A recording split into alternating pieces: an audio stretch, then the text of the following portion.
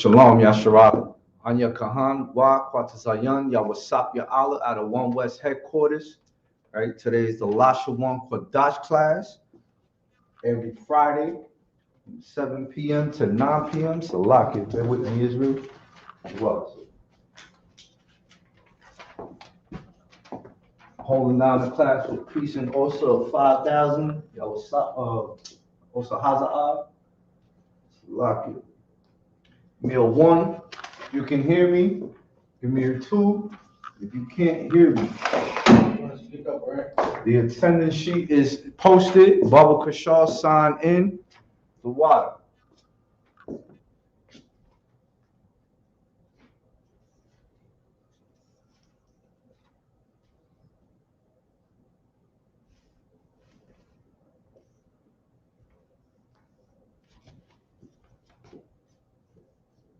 Get your Hebrew sheets out.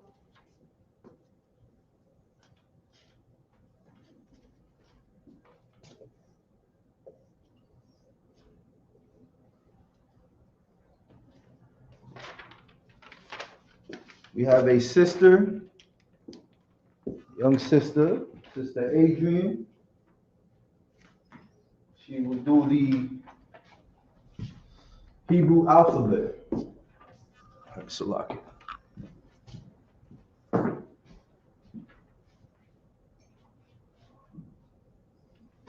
Salaki, my lord. Can you assist me with the computers?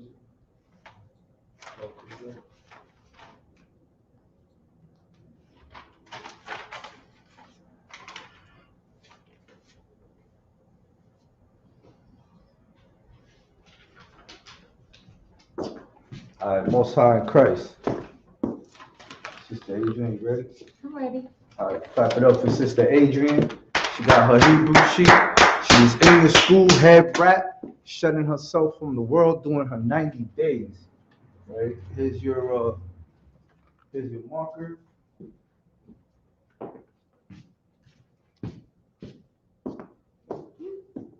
Stand up. Yeah, on the board. Okay. Now you know Hebrew is right to left. I like that one better. This one, you can see it. I can see it. Most High in Christ. All right. So your Hebrew is from right to left, right? As per tradition, we start out with the ancient Hebrew. Okay. Okay. So then we start with that? From right to left. Okay. Nice and big for the brothers and sisters on screen, Bubba for sure.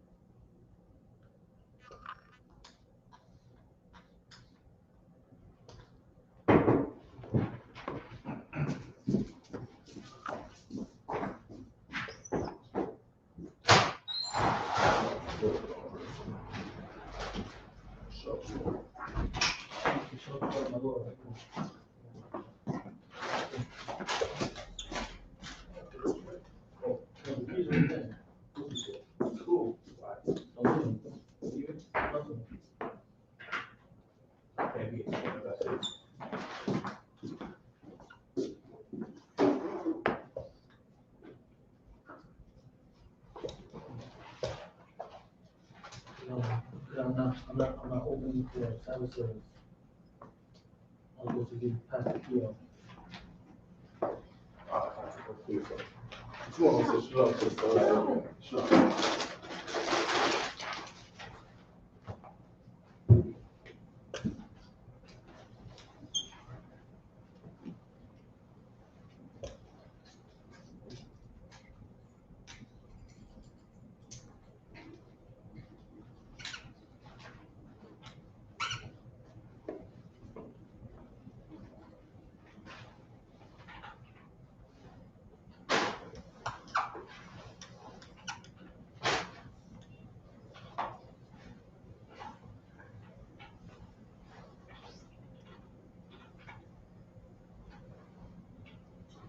What days is corrupt? Saturday nights. Saturday night, right? Yeah, first class.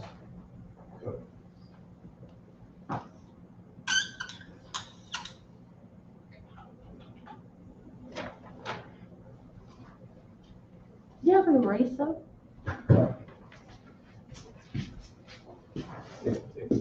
Doing Bob Johnson.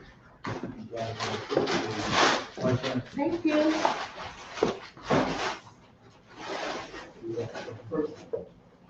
You make them better body than me? Nah, Yeah, perfect. expensive trip. Most high Christ. Oh, that's easy. Most high Christ. All right, get that sister a hand. That's right. All right, give that sister a round of applause. All right, this is something that I encourage in my household with my rib, Baratazar, my daughters, Deborah, Ra'abana. All right, Lord allow my youngest addition. All right, Shawashana, Salakia. All right, so sis, Yes. per tradition, right? You can sound it out now. Oh, okay. Okay, so I'll write it out for you. Just pronounce it. The first character is what? A, Most High in Christ. Ah, ba, Ba, ga, Ga, da, Da, ha, Ha, wa,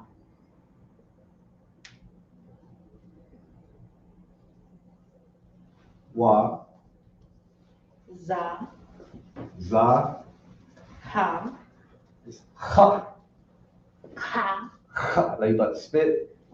ha. Ha. Most High in Christ. Ha, I can't get that. Ha. Right, next character. Ta, Ta, ya, Ya. ka, Now it's Ka. That's right. la, 1 second. Ka is this way. Okay. Ka, la, La, ma, Ma. na, This is your Ma, your Na. Next character, ba. your Sa. Oh, that's sa. Okay, Sa. sa, Next character, I, Most High in Christ. A lot of people get that wrong. Right, that shows that you're studying. Right, next character, ta, Pa.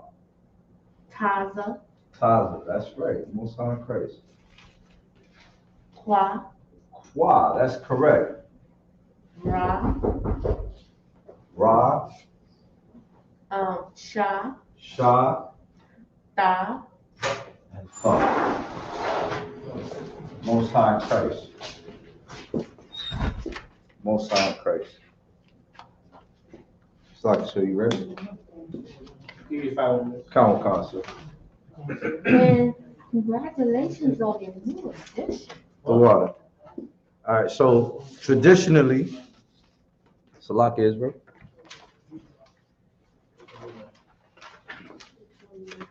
Traditionally, you should already have the Hebrew sheet, right? It looks like this. All right. You should contact Osahazah and he will mail it to you, or your camp leader, right? It can't be. Your camp leader, Salakia. And also for the second Hebrew sheet, right? There's two of them. Bear with me, Israel.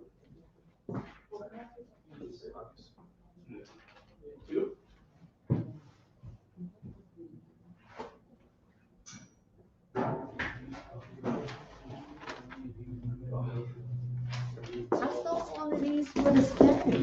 This is a different one. It breaks down the characteristics of the alphabet, right?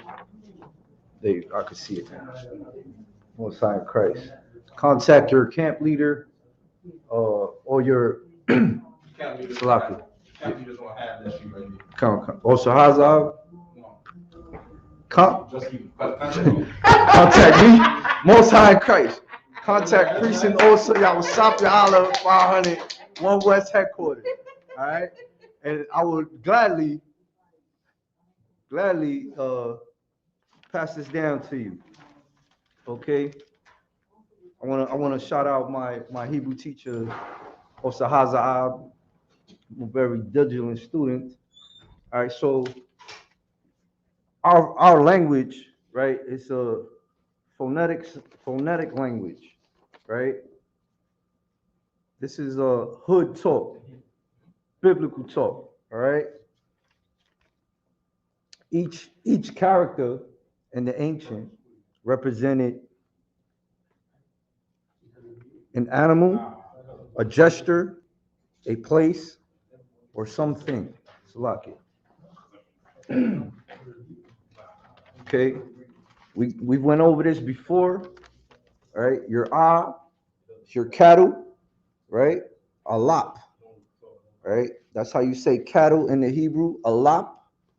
Okay, your ba will be your house, bayath, right?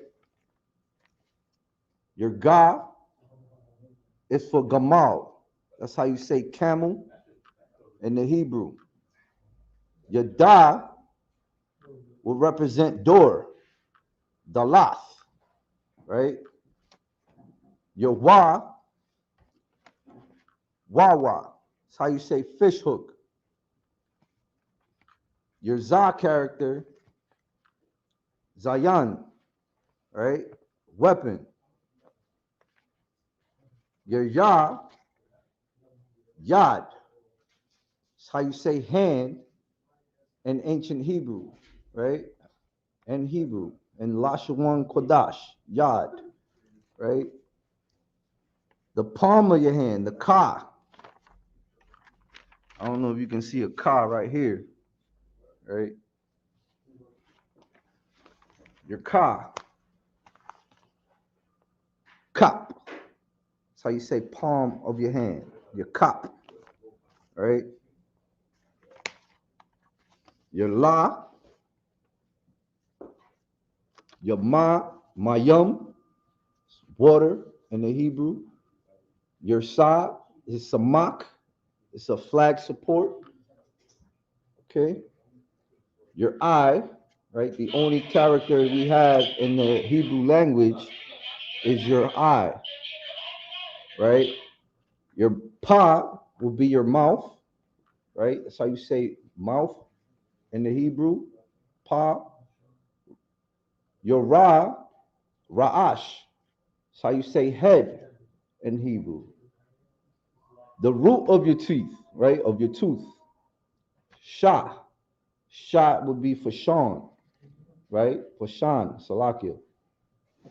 And a sign, right? Sawa. All right. So if you don't have this sheet, right? Contact Priest North y'all stop y'all. Get it right to you. Give me an email. Most High, cause that was yawasapya'ala@gmail.com. All right. Well, how do I get the sheet? Yawasapya'ala@gmail.com. Most High Christ. All right. Got a couple precepts for you. All right. to prove our language. This is the language of the Most High. This is the language of the angels. This is the language of our forefathers. Salaki. All right. Bear with me, Israel. What's the email again? It's like, I'll write it down on the board.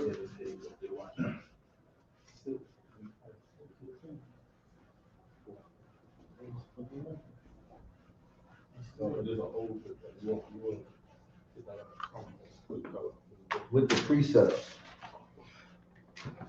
You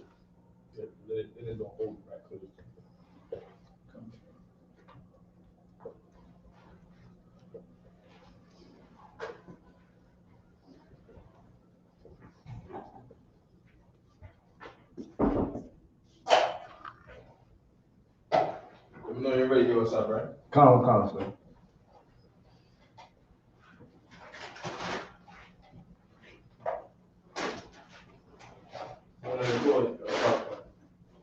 I'm saying? Someone let go, right? Yes.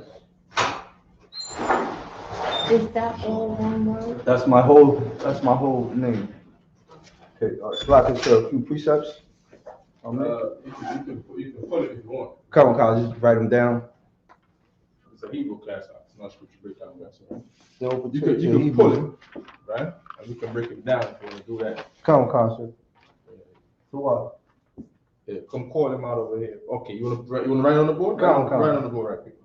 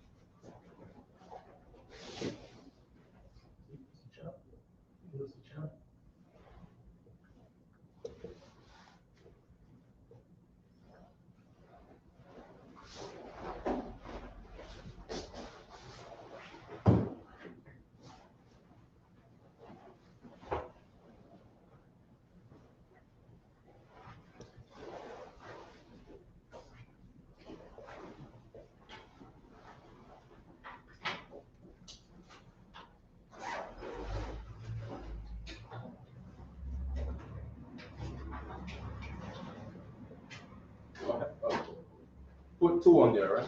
2 on it. Just put 2 on there, right? The first one is good. Let's just do the first one, all right? Come, sir. And with that, I pass the class over to priest notes of 5,000 Haza'ab. Give me the pen right quick. Where's the pen at? 2 on, right? Or over there. Come, right? So we're on the board there. Let me get the erase book, right? Like this. Wait. It's just supposed to write those down, all right? Come. Okay. I'll give it a chance to write this down. Come. So we're having a board at the top. Did we break down Lashawan Qadash already? Lashawan? Okay, no sweat. Right? Okay, I'm sorry. Okay, no sweat, right? For anybody online, I'll give a chance to write these. This set of precepts down, right? Lashawan, right? Lashawan is rooted in the word Lashan. Right? Lashan, which is tongue. Right? Tongue, right? It'll be written as so. La, shan. Right? Lashan, right? So now you see up in this one here, in Lashawan, we got the wa here, right? That wa here signifies a doing word, all right? So now this makes it a verb. It's like saying an ing, right? When you see a wa in the middle of a word, right? So Lashan to Lashawan, right? So now, what is the tongue doing in Lashawan? The tongue is speaking, right? We call that a language, right? So Lashawan, in the Old English, would still be classified as a tongue, But the why in there is saying that this is the thing that the tongue is doing, right? So it's not just the organ or the member of the tongue. It's something the tongue is doing, and that is your language, right? Language. Show us one verse. All right. Qadash, we know that Qadash is holy, right? We know that Qadash is holy. Holy is not a spooky word, it just means separate. Right? Right? That's Qadash in the Hebrew, right? Qadash. Right? And that is the word they see everywhere, which means holy, all right? What's the name again? Tony. Tony. Come on. I knew that. I just want to make sure. Good. How you doing? You good? Good. Most correct. All right. Any questions? Yeah. You got a question? Let me get the question. Khan. From Iwabad, Kahan. Iwabad, right? Iwabad is what? Servant, right? Iwabad is what? Serving. All right? Hold on. Iwabad. Iwabad, serve. Right? It's the same example we had on the board right here, right? Right? Where the wa in there. You got this wa in his name, Iwabad. Right? This wa is like an ing. Right? So now Iwabad, serving. So what's the other part of his name? Kahan. Kahan? Kahan. Okay, Kahan, right? Kahan is priest. Right? Kahan is the word for priest. At first I thought you said kabad. Right? Kabad, you see this in the Bible as glory. Glory. All right? Now glory, this one is heavy too, right? Because glory now in the Bible, right? Glory is not in the sense of how Christians think of light beaming down from the sky, right? Kabad, when the Bible talks about glory and they use the word kabad, the word kabad is properly translated as heavy. You know what I mean? So you see Jeremiah, when you have a breakdown, and you be like, yo, that's a glorious breakdown right there. Christians see that was a glorious breakdown. You know what I mean? But we being here, we hear Jeremiah speak, we be like, yo, that's heavy. People in the street will say, yo, that was heavy, that's off the chain. You know what I mean? Kabad is that word, right? What's his question? Khan, sir. He asked, Shalom, Lord in Christ. Salak, sir.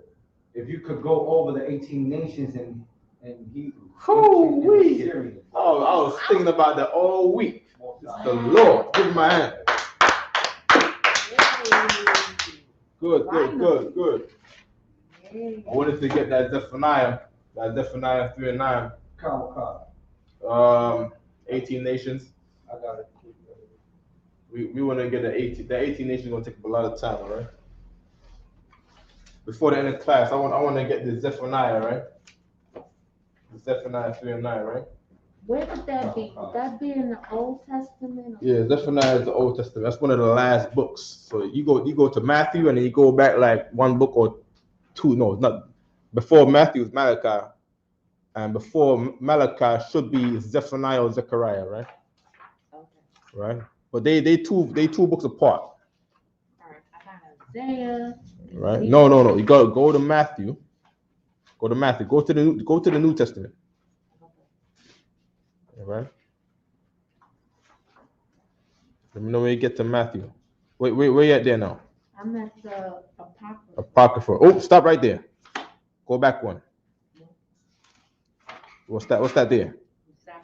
Zechariah. Go back 2 books. Go back 2 books. That's Zechariah, right?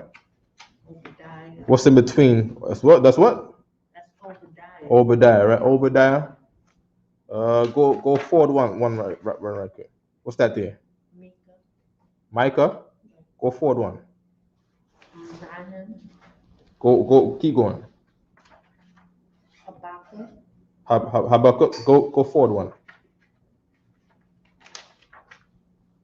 Oh, thank you. So you got it? Uh-huh. Okay, good. All right, so we have Zephaniah 3 and 9. Right. Also, that's a good thing the sister just pointed out too, right? All young men, right? All young men and troopers to be, right? Make sure that you study the order of the table of contents in the Bible, right?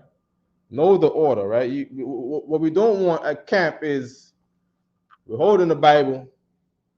We tell a brother, get me Amos, and you don't know where to find it. You over there flipping back and forth, and we there like, yeah, we're gonna get Amos 3 and 9, and it's like, yeah, just take your time, brother, take your time, right? Yeah, we are the Israelite School of Universal Practical Knowledge under Oneness Community on Going 2050 Harlem, New York, and the slave master, the devil that the Bible speaks. You gotta get up. Okay, no sweat.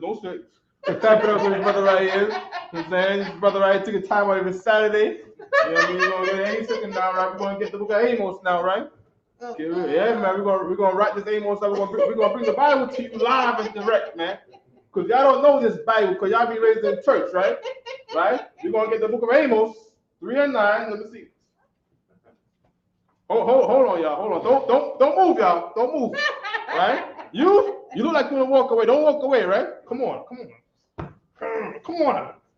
You know what I mean? Right? And then next thing you know, I gotta take the book from you and stuff.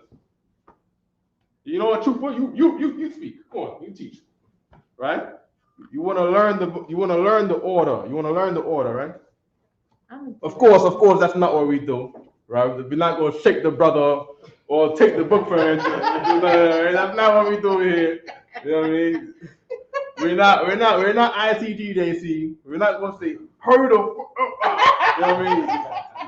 I've seen some videos where they bully brothers on the street, and you know, some brothers will, you know, they soldiers, but for the wrong camp, got loyalty to the wrong crew. You know what I mean? And you know, they over there enduring, you know, abuse, right? But we don't abuse brothers in here. No brother in here should treat another brother in a way that Commander Junior Honda would not treat you, all right? We obey the Bible, you know what I mean, to its entirety. We believe in brotherhood, in the brotherhood of Christ, and the brotherhood of Christ means to actually have brotherhood. Treat your brother like you would want your big brother to treat you. You know what I mean? That's how we roll in here, right? Right? All that nonsense, man. You abusing a brother, man. You gonna appear to a council. You know what I mean? And you know, it's not gonna be nice in the council, right? Being that we depend and strive on brotherhood. You know what I mean? Good, right? So we in Zephaniah 3 and 9. You got it, sis, right? Yes. Okay, good, right? So it says, does anybody want to read it right quick? Go ahead, y'all, stop. The book of Zephaniah, chapter 3, verse 9. Mm-hmm. For then will I turn to the people a pure language. For then will I turn to the people. This is a scripture we bring all the time in this class here too, right? For then will I turn the people to a what? A pure language. A pure language. All right? Now we got the word for. For is kaya, right? Kaya, right? Then we're gonna run over it quickly, right? As is the word for then, right? Restore. The word restore here is hapak. For those who are in the Hebrew Academy, do you still use this word, Sapiala? That look he gave you with this. That was the Hebrew Academy look like. You know what I mean? You know, the brothers in Hebrew Academy endure much hardship. You know what I mean? I just saw Sunday on your face just now. Salaki, you know what I mean? I know. Hey, I got me a jacket too, y'all. I got me a Hebrew Academy jacket. I was in there. I was in the snow too, man. You know what I mean? I feel you, man. You know what I mean? The word hapak is the word that's used to say return. So brothers will be marching, and the hapak means they turn the other way around. Right? That's one of the many orders that's given in the Hebrew Academy, right? One of our military orders, right? Sis. Adrian. Is there any way you could tell us what the 18 nations are? Yeah, we're getting there right now. I just wanted to get this one. The 18 nations, he's talking about from Ishmael all out to the 4 African nations Ammon, Moab. He's talking about the 18 nations that are written in the Bible. We're gonna get those in a second, all right? Right after this verse right here, right? So that's why I don't want to write this on the board because I want to skim over it quickly. I don't want to spend too much time here, right? Good, right? So as you see here, where it says apak, it says hapak. Where it says turn, what do you say? Turn or restore? Turn, right? For I will turn, right? In the Hebrew, it says hapak, because the right there means I, right? And hapak. Now, okay, do we have brothers in here with phones, right? Do we have an interlinear Bible in here? You have an app, interlinear. You got Android, you got iPhone? Okay, you want to go to your Google Play Store, right? You're going to get this app right here, right? For anybody that attends a Sabbath service, you want to get this app right here, right? This is called the Hebrew Interlinear Bible, right? I'm right on the board, right? Hebrew. This is my partner on the Sabbath service, right? So on the Sabbath service, when I'm reading in the Hebrew, right, it gives me the English word and the definition right underneath it, the whole way, right? Hebrew Interlinear Bible app on your Google Play Store. The author, the best one is one that's made by Hagios Tech, right? This is the number. I tried them all, right? From my troopership to now, I've been trying all these Bible apps. You know what I mean? Right? That's the one that I've proved is the best one. Right? The scripture said to prove a friend. Some friend is a friend in their own occasion.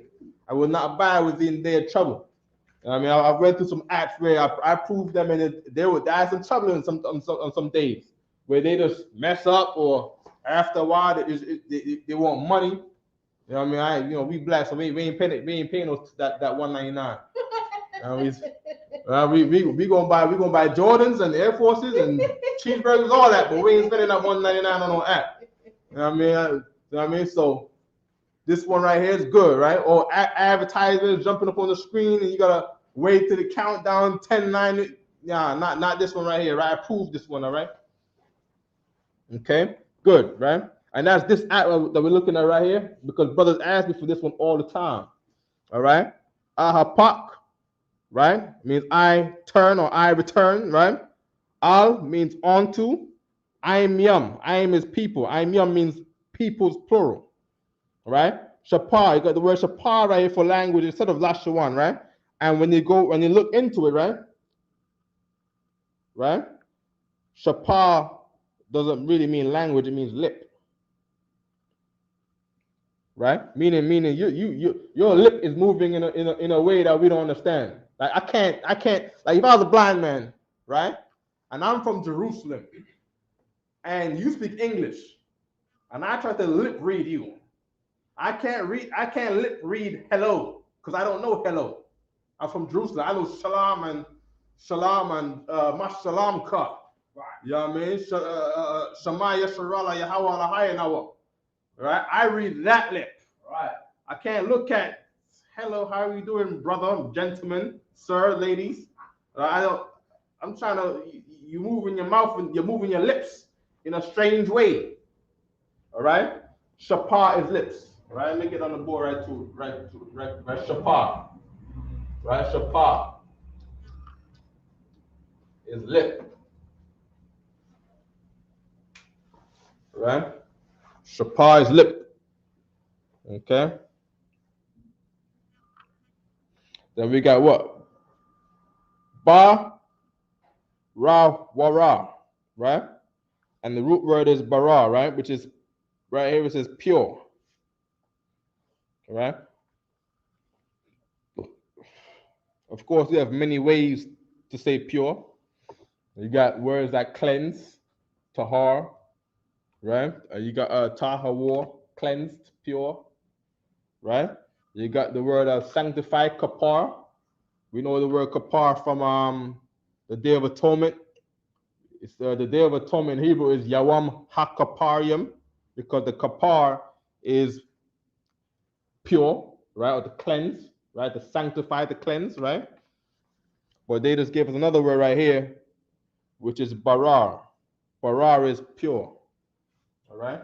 I don't want to focus on that one right there, because I want us to still remember kapar, right? I want us to remember kapar, right? I hope everybody got down y'all's email address, because that's the address you're gonna get the copy of the Hebrew sheet that has the explanation of the Hebrew characters and what they mean on there, right? Right? I just had the eraser.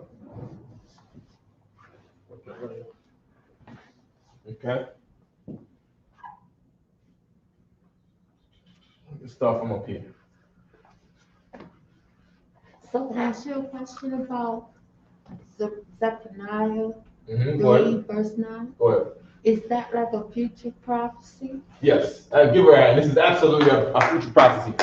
Now, this prophecy, right, has already come to pass through the ISUK, right? Because in here, we are learning the pure tongue, right? Pure, right? Barar, right? If I could get that. Yo, what's up, y'all? I'm trying to get that book right there, the Hebrew, biblical Hebrew textbook right there, right? Right? Right? Right? The one right here, right there at the bottom, right? Now, when it says we're going to return, and then it used the word hapak, right? Hapak, which means return, right? We all saw where that word was, right? Hapak, meaning, as I explained to you, right? Hapak is a word where that's used when you're marching. You've been going on and on and on, but the hapak means to turn back, right? That was the word used in the precept. Why? Because you had it before, right? That's what it means. That's why even here on the biblical app, the interlinear app, it says to restore, because you lost it, right? So this is not a new language, right? But this is, you're being restored the pure language. You understand? Read it from the top again, y'all. Stop y'all. Zephaniah chapter 3, verse 9. For then will I turn to the people a pure language. Then will I turn to the people, right? So now Christians read this and he doesn't know no Hebrew, right? So he says turn to the people a new tongue, right? And he thinks that this is not talking about going back. He thinks he just turning us to a new tongue where he can say and that's the holy tongue. Right. Because they don't know the Bible or they don't know no goddamn Hebrew. You see what I'm saying? And that's the truth. Christians break things down like that. But this is the Israelite school of universal practical knowledge. Right. Meaning we have to apply what's being used here and we can't make things up. All right. Now we have a book here. We our other favorite book here, right? Biblical Hebrew textbook and workbook, right? This is a book from the Yale language series. This is from Yale University, right? We been all the time, right? From Yale University, right? And it says right here, originally, only the consonants were used in Hebrew, right? So you might hear a Hebrew today, right, by being used by some imposters, and they'll say shalom, boker tov, right? That's not the real Hebrew, because the real Hebrew didn't have vowels, because only the consonants were used, right? So if we're going to be turned to a pure tongue, we'd have to find out if anybody's using our tongue and remove all of the pollutants, so we can get the pure language again. Just like you have any faucet, any pipe, right? And the water might be a bit polluted. You put a filter on there, right? And filter out all of the impurities, all of those European vowels, right? And now we're left with what?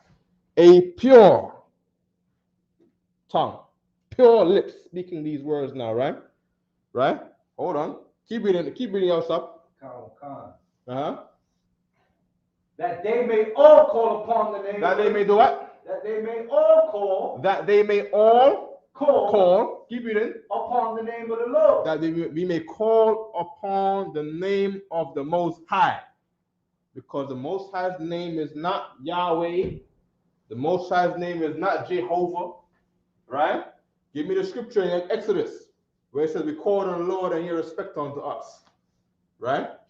You know where to find it? Call. It's in Exodus. Right? And we're living in the second Exodus. Right? Right?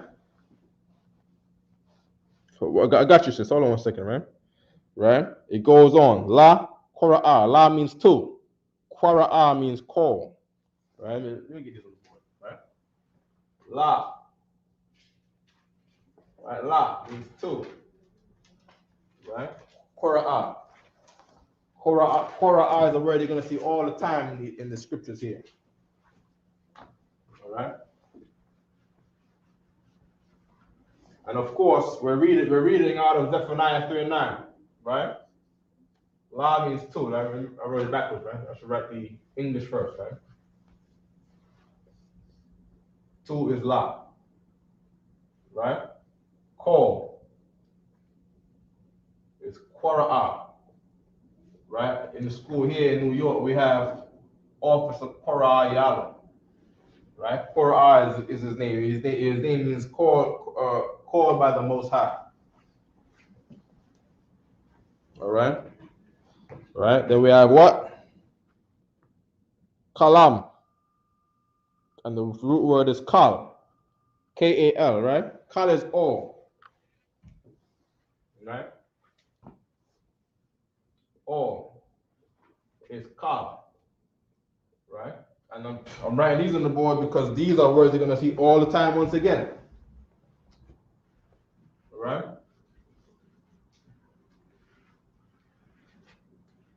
Okay. Then it says,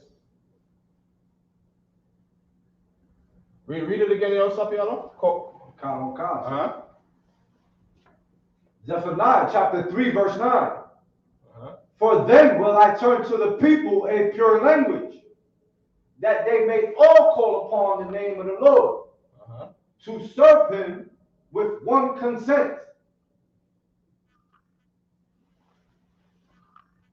They may all call on the name of the Lord, right?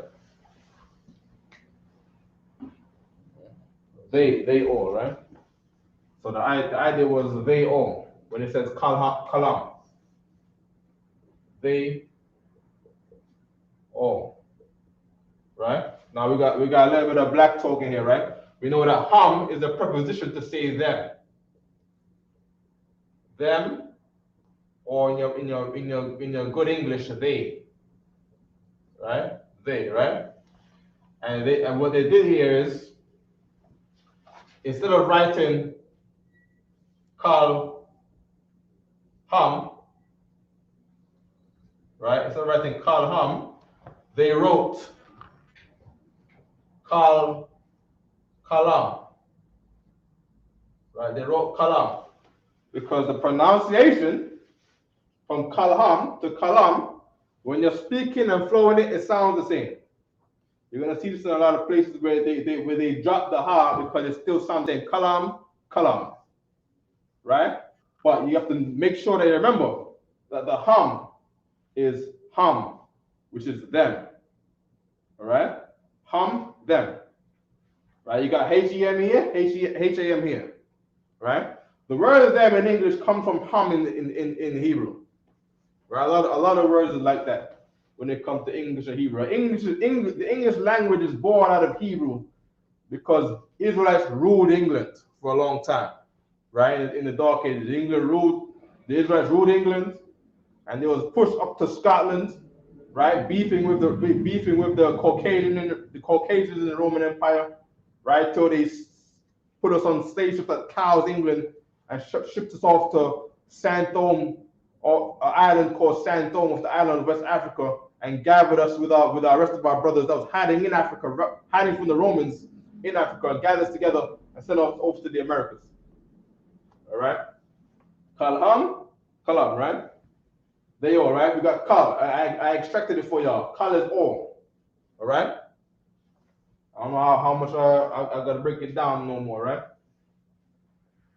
Okay. You got the scripture in Exodus?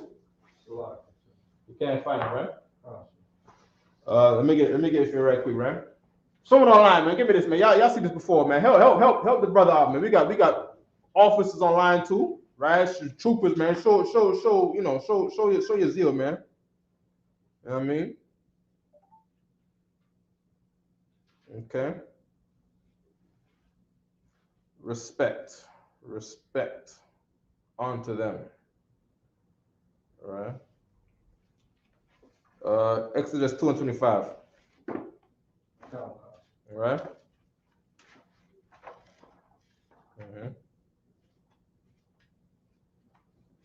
Exodus what? 22? Yeah, Exodus 2:24.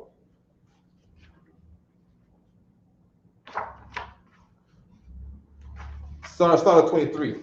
All right, go ahead.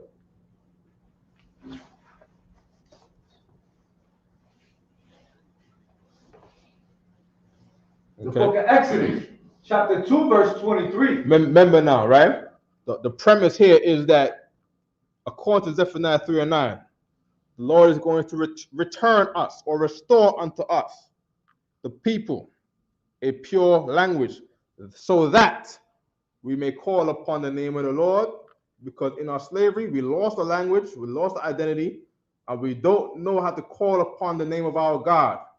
Our God's name is in our language, right? So to call in his name, we need to know the order or the manner of our language to properly pronounce his name.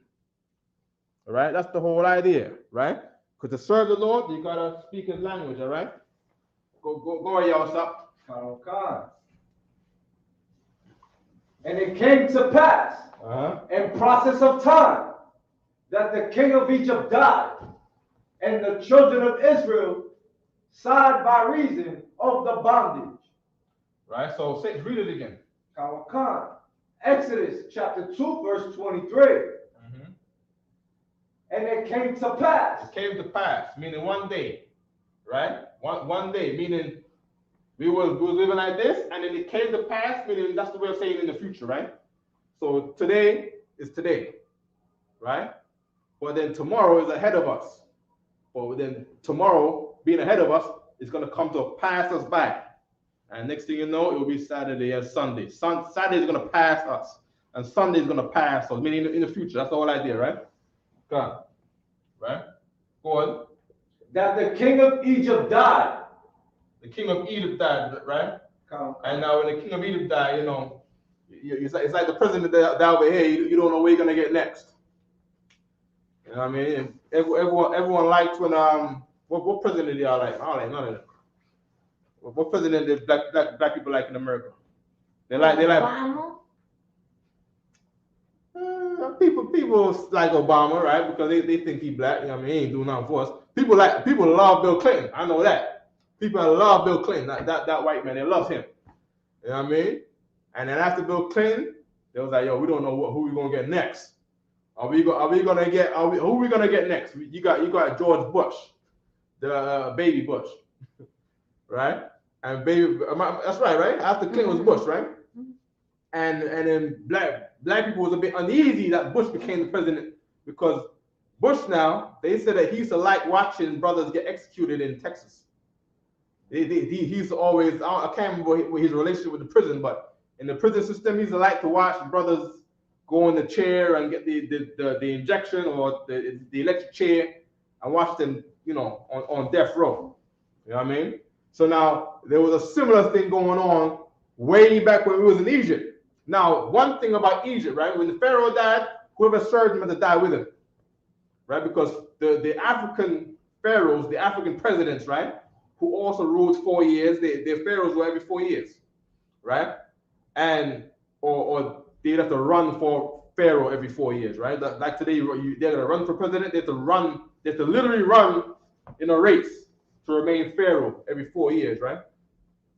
And their belief was when they die, they're gonna take their money with them and their servants. So what they'll do is they'll wrap you in a mummy, right? So when he dies, you gotta go in you gotta get mummified and get buried with him in his pyramid, right? There's many pyramids out there for each pharaoh, right? You see the biggest one for the richest one, that was Ramesses the second, right? But all the other ones, if you go to Egypt, they got little smaller pyramids all around, right? Right, and that was their belief, right? So now Pharaoh dies, like, yo, what are they gonna do? They're gonna bury us with him, you know what I mean? What pharaoh are we gonna get next? You know what I mean? Keep reading. And the children of Israel sighed by reason of the bondage. And they sighed by the reason of the bondage, because every pharaoh, it gets worse. First of all, they had a pharaoh that liked Joseph. For those who don't know, Joseph is the father of the Puerto Ricans and the Cubans, real life, right? Joseph. When you read about Joseph in the Bible, that is the father, that is the patriarch, or the forefather, or the grandfather of every single Puerto Rican that you know. They are the living children of Joseph that you read about in the Bible.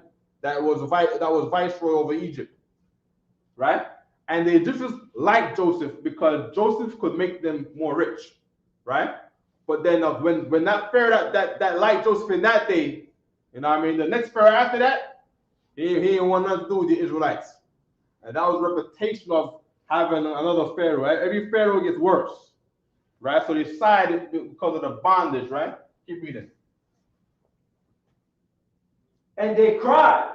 And they cried. Keep reading. And their cry came up to God. And their cry went up to God, meaning what? In America, right? Do brothers worship the God of Israel?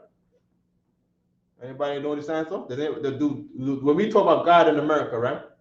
And your family and all that, right? Do they talk about the God of Israel? No, sir. They don't, right? What God they talk about? The God of Satan. The God of everyone. The God of everyone, right? But does he have an image? Caesar Borgia. Caesar Borgia, right? They worship a white God, right? Like you said, you're absolutely right, right? But I'm talking in a way that everybody can understand what we're talking about, right? We're talking about Christianity, right? In America, everybody worships Christian gods, white God, the white God, right?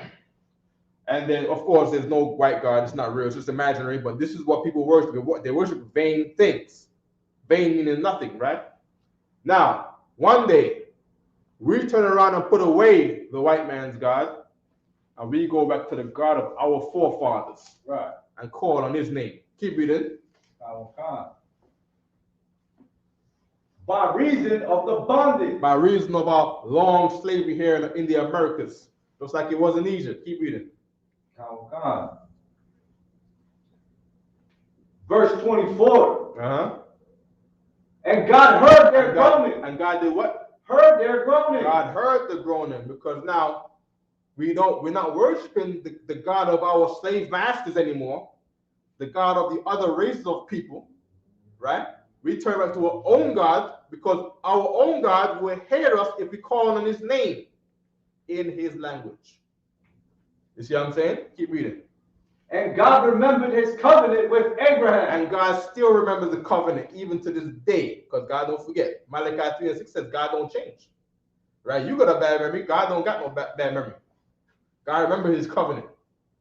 You know what I mean? Keep reading. With Isaac. And he remembers that covenant. It's in the Bible today. Meaning we can read it today to see what God remembers. With Abraham, Isaac, and with Jacob. And Jacob, who is our forefather. Right? And Isaac, who is our forefather. And Abraham, who is our forefather. Meaning there was a covenant there, but if you don't know, how could you remind the Lord? You know what I mean? You got to call on God so you can remember the covenant. So you can remember the deal that he made with your forefathers. Right? So we can bring plagues to the Americans and bring the COVID-19, COVID-20, COVID-21, and COVID-22 back to America. Long and continuously, wonderful plagues. Plagues are full of wonder. I wonder when it's going to end. Wonderful plagues, he said in Deuteronomy 28. Wonderful plagues. You see what I'm saying? Keep reading. They very scared of Verse 25. Mm-hmm. And God looked upon the children of Israel. And God did what? Looked upon the children of And Israel. now God looked on the children of Israel. He called on him. Right? And the whole and guess who knew this? Guess who loves the Bible more than you? Because you don't read no Bible, right? The white man loves the Bible. The white man reads his Bible. The white man read his Bible and said, yo, I know how to get these niggas that speaks in slavery. Right. We gotta turn them away from their God so they can't call on their God. And it worked. Right? All this time for 40 years, we don't know our God's name. Beat our language out of us. Now you over here talking about Jesus. And when you think of Jesus, you think of Sam. Uncle Sam. The US. Uncle Sam. Right? And Sam and Thomas Jefferson and all them bands come around. You love them. You see him come around. It's like Jesus came around. My gosh, man. You know what I mean? And that's Christianity for you. Christianity rules the world. You go to Africa, you see a white man in Africa, they're going to get on their knees and say Jesus. Because they had the image of Jesus, right, as a white man, right? And that's how Christian woman, your sister, your wife, love the white man more than you. And you're going to go to church, and they're going to teach little black girls, your sister, say, don't get with none of these black boys. You better go get your white boy. Your white boy, right? You're gonna get a better life with these white boys. Don't get with these brothers. These black boys are dogs. Have you ever heard that before? You ever heard? I thought I was alone in here for a second there. You know what I mean? I heard the whole thing. Most High in Christ. She heard her. Give her a hand. You know what I'm saying? She gave witness to that. You know what I mean? That has to be changed, though. You gotta leave the gods of America alone, man. And we're gonna get back to our God. And keep reading your stuff.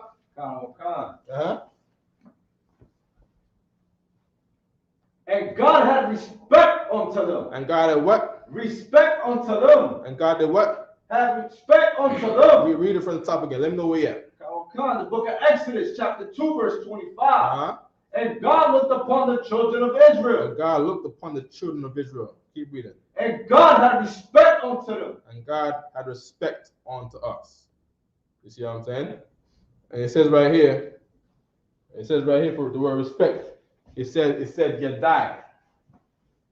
Right? For respect. It says Yadai. Right? And it said when it says Yadai now, Yadai translates to he know. He know. Right? He know. Right? Meaning he knows you now. Right? That's what Yadai means. So Yadai doesn't really mean respect the way how you think of respect. Your respect means in the way that a black man respects another man. Like you respect that man, you gotta know him. You can't respect someone you don't know. I say this all the time. You gotta prove a friend. Right. Because some man is a friend in their own occasion. You know what I mean? Be like, yo, you know what? Thomas over there. I know him, but I don't really know him like that. You know what I mean? Commander Gianna. Yeah, I know him. You know what I mean? That brother right there? Yeah, I know that brother right there. Hats go off to that brother right there because I know him. You know what I mean? Now, you one of them brothers from the fake cats. Tazadakia? I don't know. You go over there, I don't know what he's going to do to you, brother. Lord be with you. You know what I mean? It's like that. You know what I mean? It's like that. A man gonna prove himself. You know what I mean? A man gonna prove that he's worthy to be accepted. Brother come in here, you gotta be in all black, or we don't really know where you at. You know what I mean? You come every now and then, we don't really know. You know what I mean? What's going on, sis? I have a question. Yeah. Okay. When God's people was restored back to. Hold on, one second. Y'all stop, y'all. Pull up the nations for me, all right? You got it on. You got it on there. You got it. Yeah. Yeah. See if you got the on office set around here, right? Yes. When the people was going to be restored to their original language, will that separate them from the imposters? What do you mean? Like, there's people out there who's calling on God. They're not calling on God. Call who? The imposter is calling on a Yahuwah, right? What's your name? My name is Adrian. Say it again. A-D-R-I-A-N-E. A-N-E. No, I-A-N-E. I. Right. A, two N's? One N. One N, right? Adrian, right? Mm-hmm. Now, suppose I said agent, right? Is that your name? That's not your name, right? My mom used to call me that. Right, but is that your name? No. So if I said this person right here, can this person in the room stand up, please? Agent. Can Agent please stand up? Agent, show a hand, Agent. Are you gonna stand up? No. No, that's not you. They say, oh, you spelled the name wrong. It's not Agent, it's Adrian. Is there Adrian in the room? Yes. Yes, she is. Right? That's how this goes with this. Oh. Yeah, the Lord don't hear Yahuwah and say, who? First of all, it's gonna say, who the hell are you? Calling on me. If you ever tried to do that. Say, I don't know your bloodline. Like, come on, man. You know? When I said everybody invited to the party, I ain't talking about you. God so loved the world don't mean you. You ain't that world. You are Disney World. I ain't talking about Disney World. Some Mickey Mouse business you got going on over here. You know what I mean? Ain't no Mickey Mouse invited to my party. Only the world of the Israelites. You know what I mean? So Yahuwah is not his name. Yahuwah, Yahweh, Christians like to call on, they say Yahweh because they read Yahweh in English in the Bible. Right. When God don't speak no English. Right? Can you pray to him in English and you understand? Of course. He's the all-knowing, he's the wise, all wise, right? But is he going to respond to you in Yahweh? No. Oh, okay. Right? You're going to call first of all, you got to find the prophets of the Lord, right? And go there. You got to find out who the Lord is already dealing with. You can't hear that Moses is around and try to go around Moses and think you're going to call the Lord yourself. You're going to hear lightning and thunder and you're going to say, oh, hell no, I ain't going up on that mountain. Moses, you go on that mountain because that right there that's a scary itch right there. I ain't going up there. Who's up there? Moses? Yeah, Moses go do that. Moses go tell Aaron and Aaron will tell us. But that right there, oh, hell no, I ain't going up there. Do you see that right there? You see that? Oh, hell no, I'm going up there. Right? That's what happened in the book of Exodus. And that the Bible says what was written in aforetime was for our learning. So you don't see Moses going on with something, you try to have your own camp. You don't hear Elijah going on with something, right?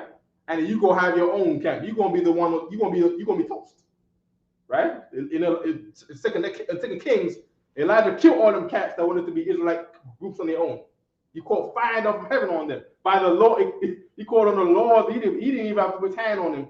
He just called fire down from heaven, and the Lord killed them for Elijah.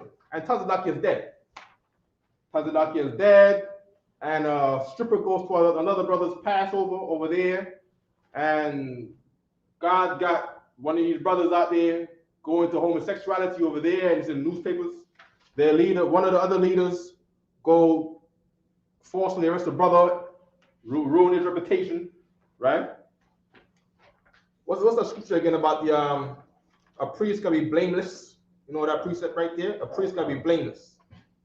Right? You don't gotta get it, right? But a priest gotta be blameless, right? For all those imposters out there, the Lord is gonna make sure that their reputations are not blameless. They're gonna get some blame on their name. You're gonna have strippers over here on one Passover. You're gonna have some homos over there getting down with transsexuals over there. You're gonna have another one being a child molester over there.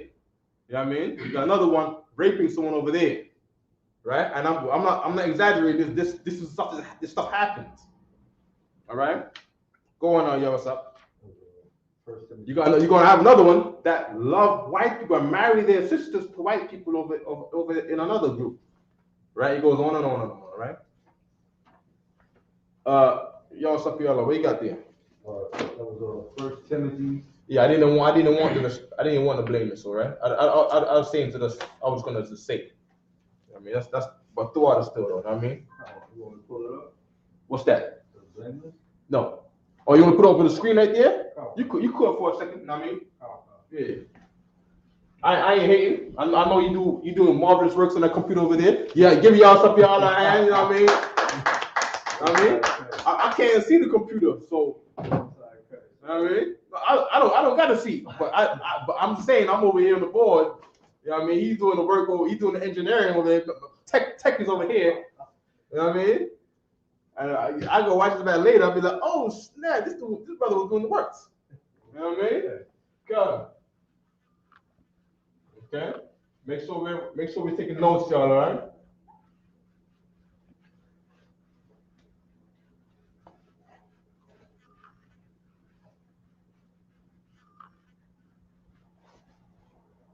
So make up the captains of car and the brothers. They're gonna be going down to the prison in Mississippi. Captains of car, Captain Soccer War, right? From the doctor, right? Lord willing, right? They're gonna be going out to the prison at Meridian, Mississippi. We have a class in prison. All right.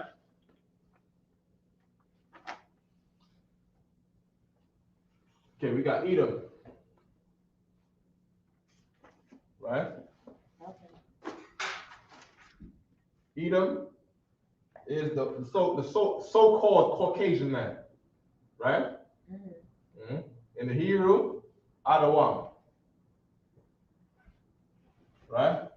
Adawam, right? Rooted in Adamah, right? Adamah, and this, I'm not going to say, okay, rooted in the word Adam or Adamah, which means red, right? But the word means red, right? Adawam means red,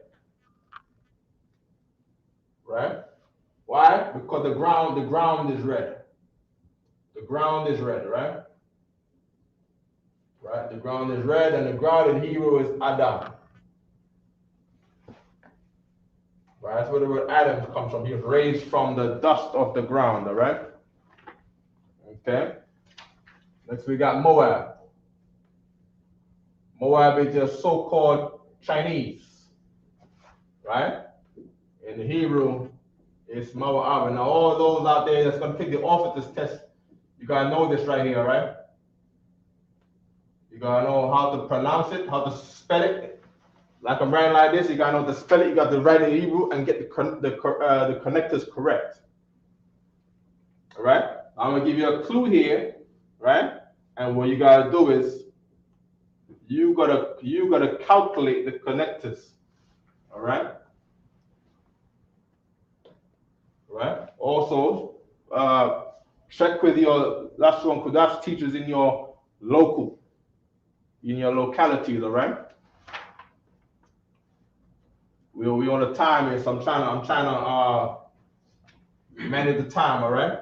This name right here means of mother and father. Of mother and father.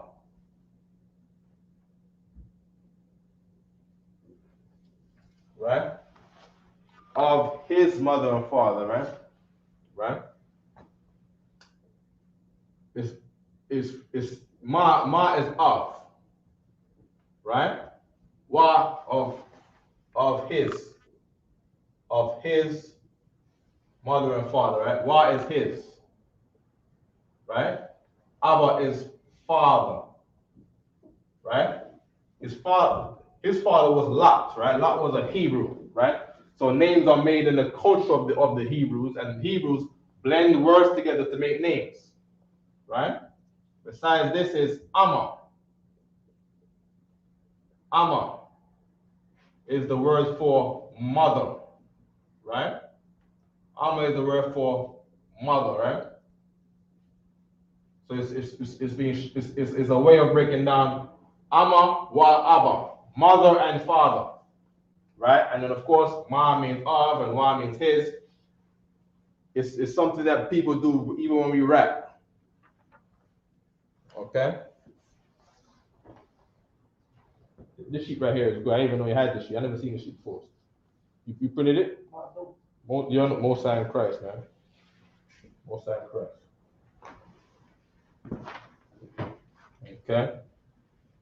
What we got next? We got I'm one, right?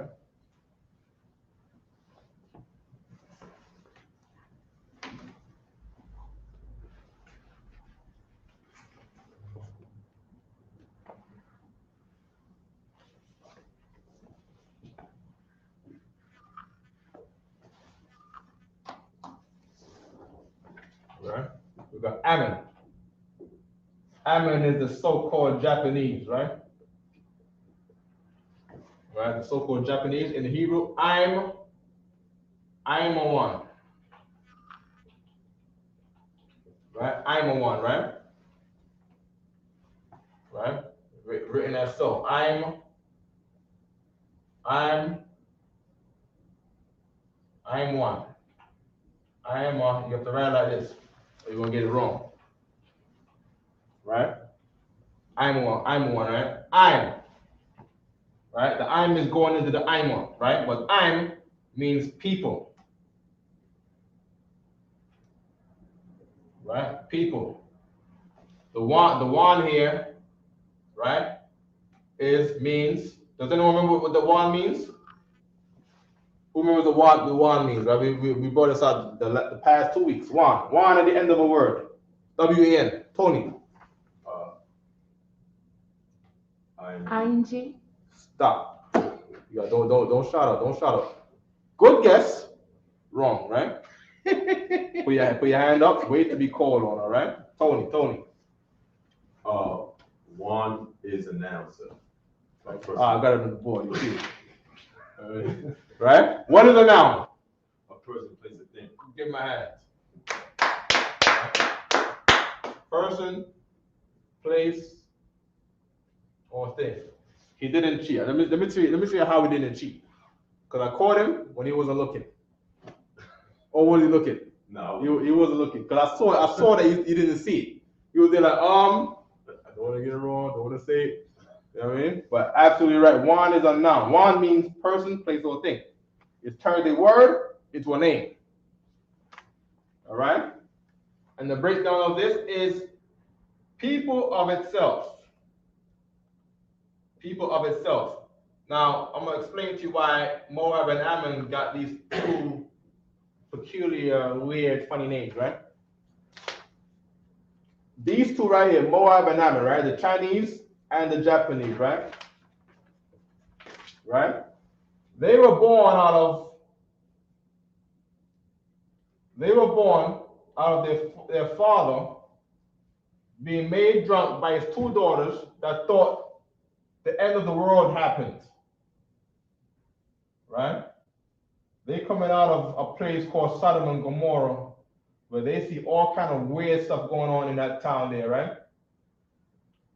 Just like today in America, your kids nowadays is being exposed to sexually explicit stuff at a very young age, right?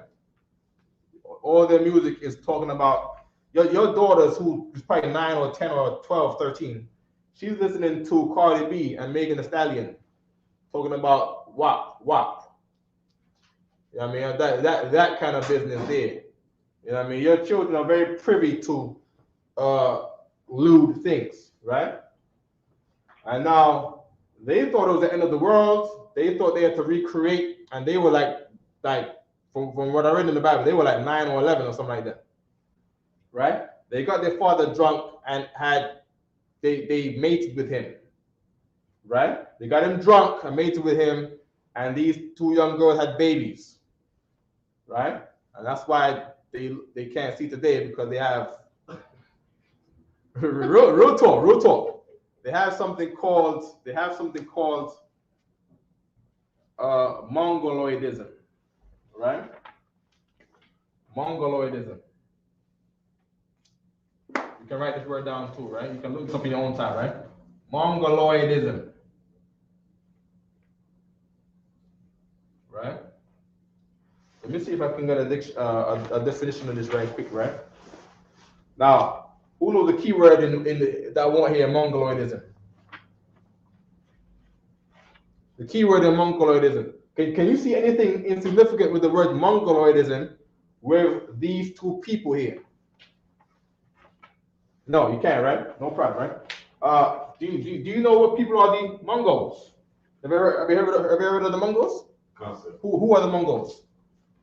The Mongols come from Mongolia, which is north of China. Give them a hand, right? This is the name. This is the ancient name for Chinese people, right? People outside the world will call these people, all of them, the Mongolians. You know what I mean? China became known as China because of the Qing dynasty. All right, Chinese people don't call themselves Chinese. They call themselves, what do they call themselves again? They call themselves Zhongguoren, meaning Central Country people, because they believe China is in the middle of the world, right? But the world knows them as Mongoloidism. As, of course, this is a scientific term made by white people, so-called white people, right? For them, right? You got something? I just wanted to acknowledge the sister. She actually beat Brother Tui. She got Mongoloidism too. Tuaba, right? Mongoloidism definition.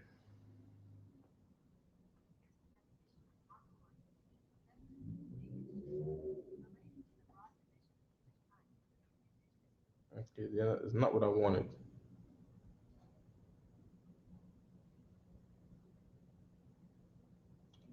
Mongolism. Hold on. Mongolism definition. Offensive.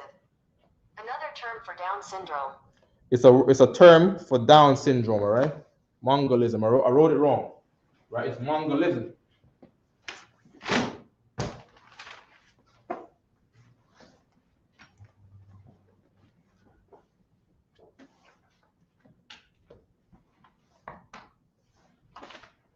Mongolism, right? And Google has said, Google right in the Oxford Dictionary, it says it's another term for Down syndrome. Down syndrome, right? Right, and this is not Asian hate, right? This is the dictionary, right? But we're getting here, these are terms for the dictionary, right? Now, Down syndrome. According to Mayo Clinic, a genetic chromosome 21 disorder causing developmental and intellectual delays. Hold on. They said it's a genetic chromosome 21 disorder, meaning this is in the genes. You see what I mean? This is not something you catch. This is something that is inherited by something, all right? Keep reading. Oh, hold on. Let's see if we can get to talk again. Down syndrome. Oops, hold on.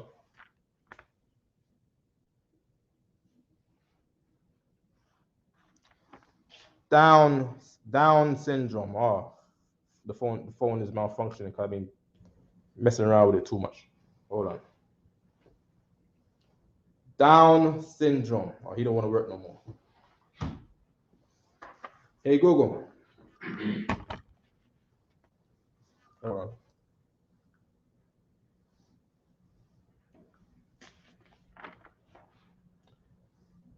Down syndrome. According to Mayo Clinic, a genetic chromosome 21 disorder causing developmental and intellectual delays. Okay, right? So they got developmental and intellectual delays, right? They don't have a lot of sense, y'all, right? Everything is made in China because they got to copy what's here. You see what I'm saying? That's how they gonna make money, right? Mm-hmm. Treatment can help, but this condition cannot be cured, right? Mm-hmm. Now, Down syndrome causes a distinct facial appearance, intellectual disability, developmental delays, and may be associated with thyroid or heart disease, right? Now, it says that there's a distinct facial appearance, right? And they do have a distinct facial appearance, right? I don't know how to get they're not gonna give me, let's see if I can get that right here, right? Facial appearance of Down syndrome. According to CDC, Some common physical features of Down syndrome include a flattened face, especially the bridge of the nose, almond-shaped eyes that slant up. All right? And that is what they have. They have the almond-shaped that is slanted up. They got slanted eyes. All right? They got flat faces. Right? They got funny noses. That's not the thing that we focus on. We focus on the eyes. But that is them. All right?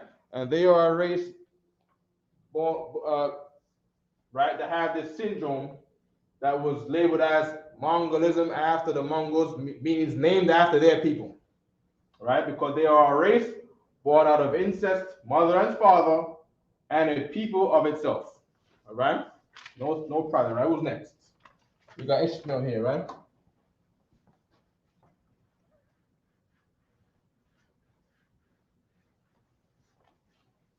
Ishmael is the so-called Arabs.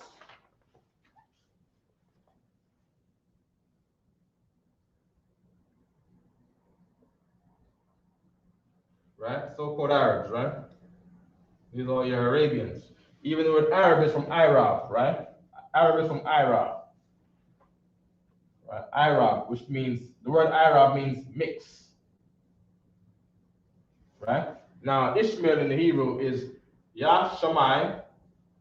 Right? We know that Yah means he. Right? Yah Shammai. Right? We know that Shammai means what? Shammai means to hear. Right? Yah Shammai Allah. Let me get that in Genesis chapter 19. What's up, y'all, please, right? Yah Shammai Allah, right?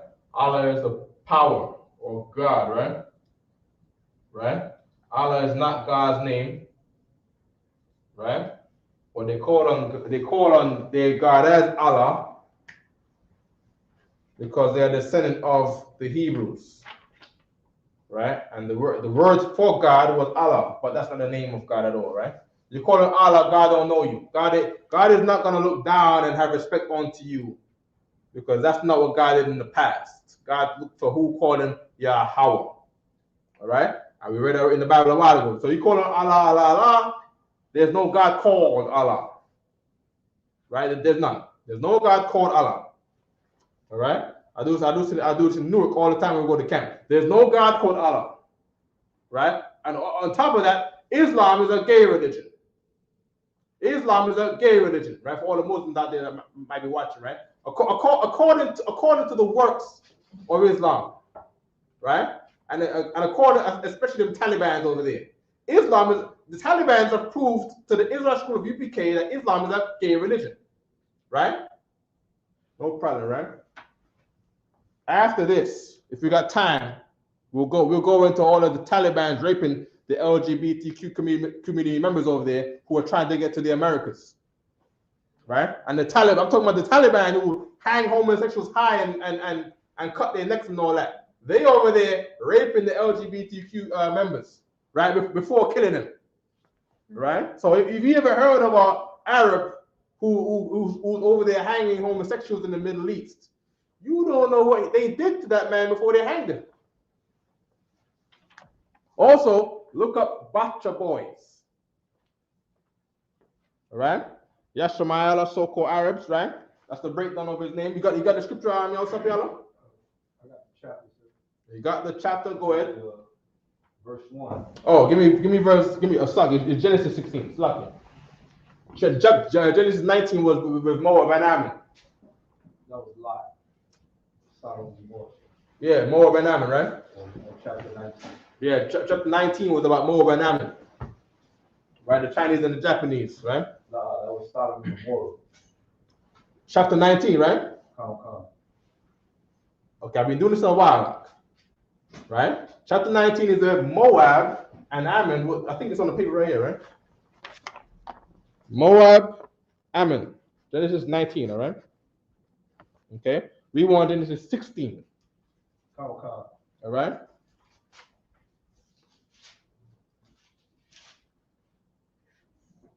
Right? Go ahead. Adrian, go on. So Moab was about one sister, and Amnon. You want verse 11, Yosef, all right? Was Moab about one sister, and then Amnon from the other sister? Ammon, yes, that's absolutely right. Those two daughters, right? They got him drunk, right, in the night, and they did weird stuff to him, all right? Incest happened on that day, and these two children right here were born out of incest and had the attributes of incest: slanted eyes, a flat face, funny nose, can't drive, crash all the cars, make a highway with a house in the middle of the highway. Go on, y'all. The book of Genesis, chapter 16, verse 11. Okay, so we're gonna break down Ishmael right here, right? Go on.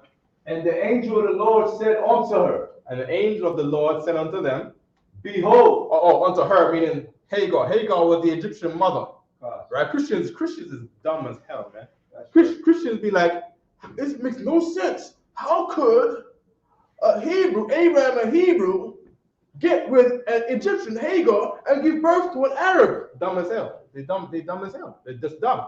Christians are just dumb. Christians are dumb and they don't know the Bible. Christians don't know anything. You see what I'm saying? Now, Arabs know that they are the Ishmaelites. They're not gonna cut. They teach this. It's in the Quran, right? That Ishmael is the son of Abraham with an African Egyptian mother. All right. Keep reading the Yosef. Behold, thou art with child. Right. Behold, Hagar. Hagar gave birth to Abraham's first son. She had a child. Keep reading. And shall bear a son. And she's gonna bear a son. Keep reading. And shall call his name Ishmael. And she's gonna call the son's name Ishmael. This is Abraham's firstborn son. Right? Keep reading. Who the covenant and the promise did not go with. You see what I'm saying? The Lord didn't want the covenant and the promise to go with the breaking of the law, getting with a heathen woman. Right? The Lord wanted the chosen children to come out of Sarah. And her name was changed from Sarai to Sarah, and Sarah means princess. Shara, right, was her name. Right? I know a lot of people mistake the pronunciation of this name. They say Shara. It's not Shara, it's Shara, because Princess Shara. All right? That's Sarah's name. Keep going.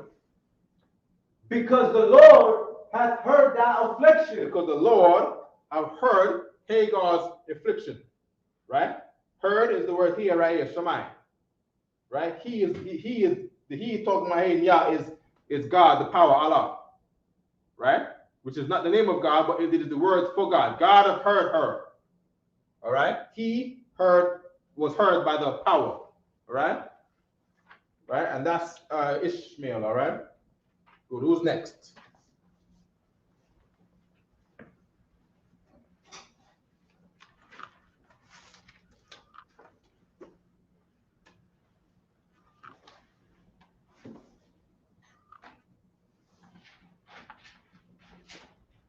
Okay, we have Elam. Right? Elam is the so-called East Indians. Right? What's the scientists, white people got a name from too? Dravidians. Right? Elam is your Dravidians. Your Dravidians. Or your so-called East Indians, right? How do you spell that? Spell what? Dravidian. Dravidian. D-R-A-V-I-D. Okay. Right? Dravidian, right? I-A-N-S, right? Right? Elam, right? In the Hebrew, Ayalam. Ayalam. Right? And this word right here means to hide. Right? To hide. Why do they gotta hide? Because they're hideous. That's what it said. Okay, let me not write it. Cause we got YouTube, right? YouTube be on some ish nowadays, right? But these are people right here, right? Who through the many societies, through Babylon and the Persian Empire and so forth, right? These people harmed our people, right? And put us through some terrible bondage. And the Lord cursed them with eight hands. 8 hands and 2 heads and twins that are joined to the hip. Right? These people are terrible people. They receive a terrible curse from God in the Bible. All right?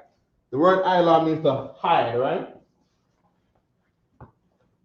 Let me see if I can get some more of the breakdown in this name right here. Adrian, you want to say something? I wanted to say I saw a real baby like that. She had 8 hands, and she was just deformed. And I saw a picture of that on Facebook. Right. That is a curse from the Lord. Some of them born with nose like elephants. You know what I mean? They over there don't know God, right? People are saying, "Oh, what if Indians worship our God? Indians don't worship your God." Right? Chinese don't want to worship your God. They got their own God to worship. Fake Israelites make me sick, man. Right? And all these internet Israelites out there, just dumb. You need to come to class, all right? You need to learn something. All right? Ayalam. Hold on, sis. Lamanasa I practice Aya. Lam. Aya. Okay. Are these the people that's from India? Yes. Right. Hide, the word here says hidden, right? It's from 5956. Right? Okay. Okay, so the word name is properly hidden. All right? Hidden, right? And it's from the word Ilam. Right? Ilam is the word for hide. Right? As we know, the ya in here, who remembers what the ya in the middle of the word means? Okay. What does the wa in the middle of the word mean? You put a wa in the middle of the word, what does it mean? ING, good, right? Present tense, action word, right? What does ya in the middle of the word mean? Anybody remember? He. Close, no. He is at the beginning. We call it a preposition. In the mid now, we're talking about this now. We're not talking about preposition or he or she. We're talking about tense. All right? What tense is this right here? No problem. Look at this now, right? Hide. Hidden. If I say, yo, hide this for me, hide this for me, right? And you come back to me and say, it is hidden. What tense is that? That would be past tense. Give my hand. That's past tense. All right? The ya in the middle of the word means past tense. All right? Ya in the middle of the word means past tense. Write it down. Write it down over and over again. Write it on every page. Every week, write it down. Wa in the middle of the word, ing. Action word, doing word. Ya in the middle of the word, past tense. Ed, hidden. Right? But English, hide, hidden. Right? Hidden, past tense. All right? Good, right? Ilam is hide. Ayalam is hidden, right? Now, what if I said Iwalam? You're hiding.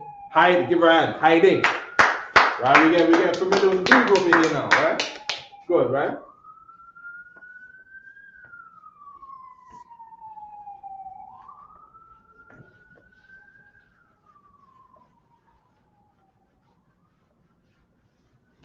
I want to get all of these before we leave out of here, right?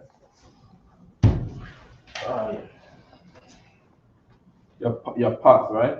Let me get Genesis 10, Baba Kushar. Yeah, what's up here? The part where it says the isles of the Gentiles, right? God. Japhet.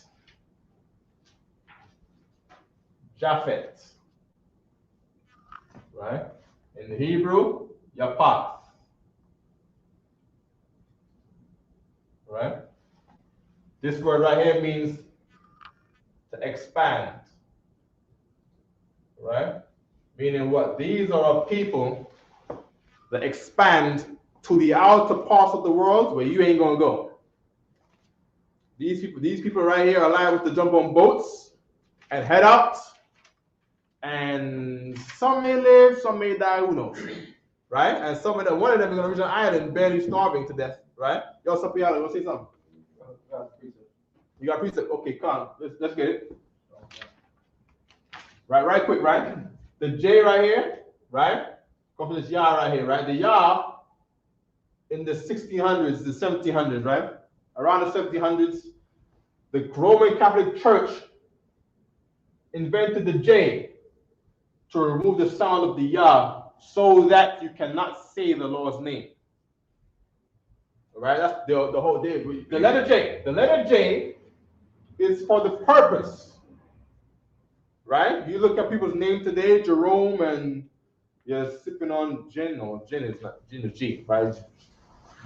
I'm thinking about gin, Japanese gin, right? Japan, right? Japan, and is there any J words out here? Give me a J word. Anybody know those J words? I don't know, Jerome. Jason, but see all the black names. You know what I mean? Say it again. Jesus, right? Jesus, because to remove Jehovah's name, right? The purpose of the word of the letter J is so that you Negroes and Latinos in America could never ever say the Lord's name. You're gonna go to church and you're gonna call on Jehovah. You're gonna be a Jehovah's Witness. That's what you're gonna do. All right? That's the purpose of the J, right? Okay. And by the way, King James' name was Jacob. James, when you read James in the New Testament, right? James is not really James. James is Jacob. All right? So how mad do white people get when you say the Lord's name? Huh?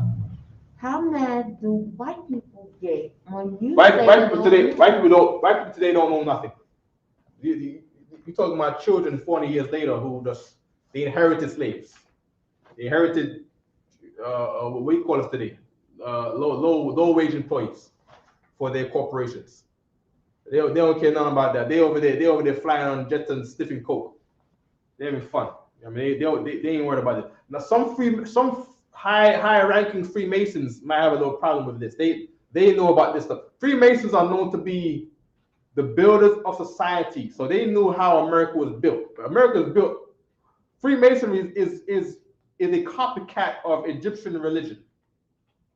All right, the square compass and all that stuff. That is just imitating the manner of the ordinances of how Egypt was built. Their idea was to build the superpower like Egypt again. To build Egypt again, you need to have 12 tribes in slavery under your race.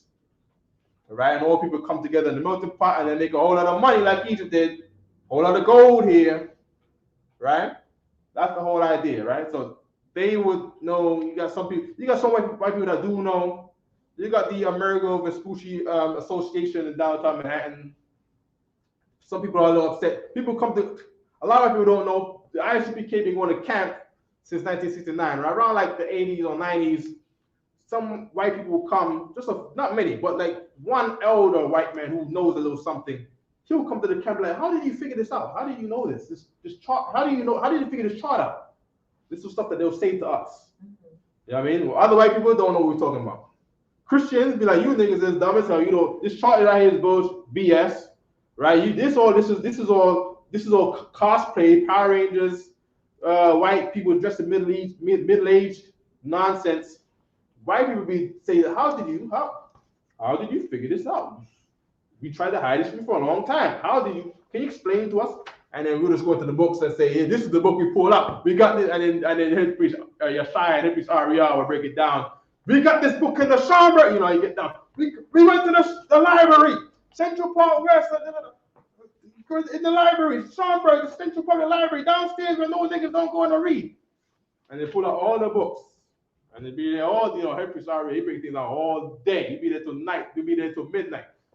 You know what I mean? Breaking it down, right? Right? So that's a question a select few of the rulers of the society would know. All right? And those select few, Manhattan is a playground. And they can walk through Times Square and see us there. All right? Slucky, what's up, y'all? I'll be holding you for a minute. Slucky, y'all. You know what I mean? Where you got there? Concert.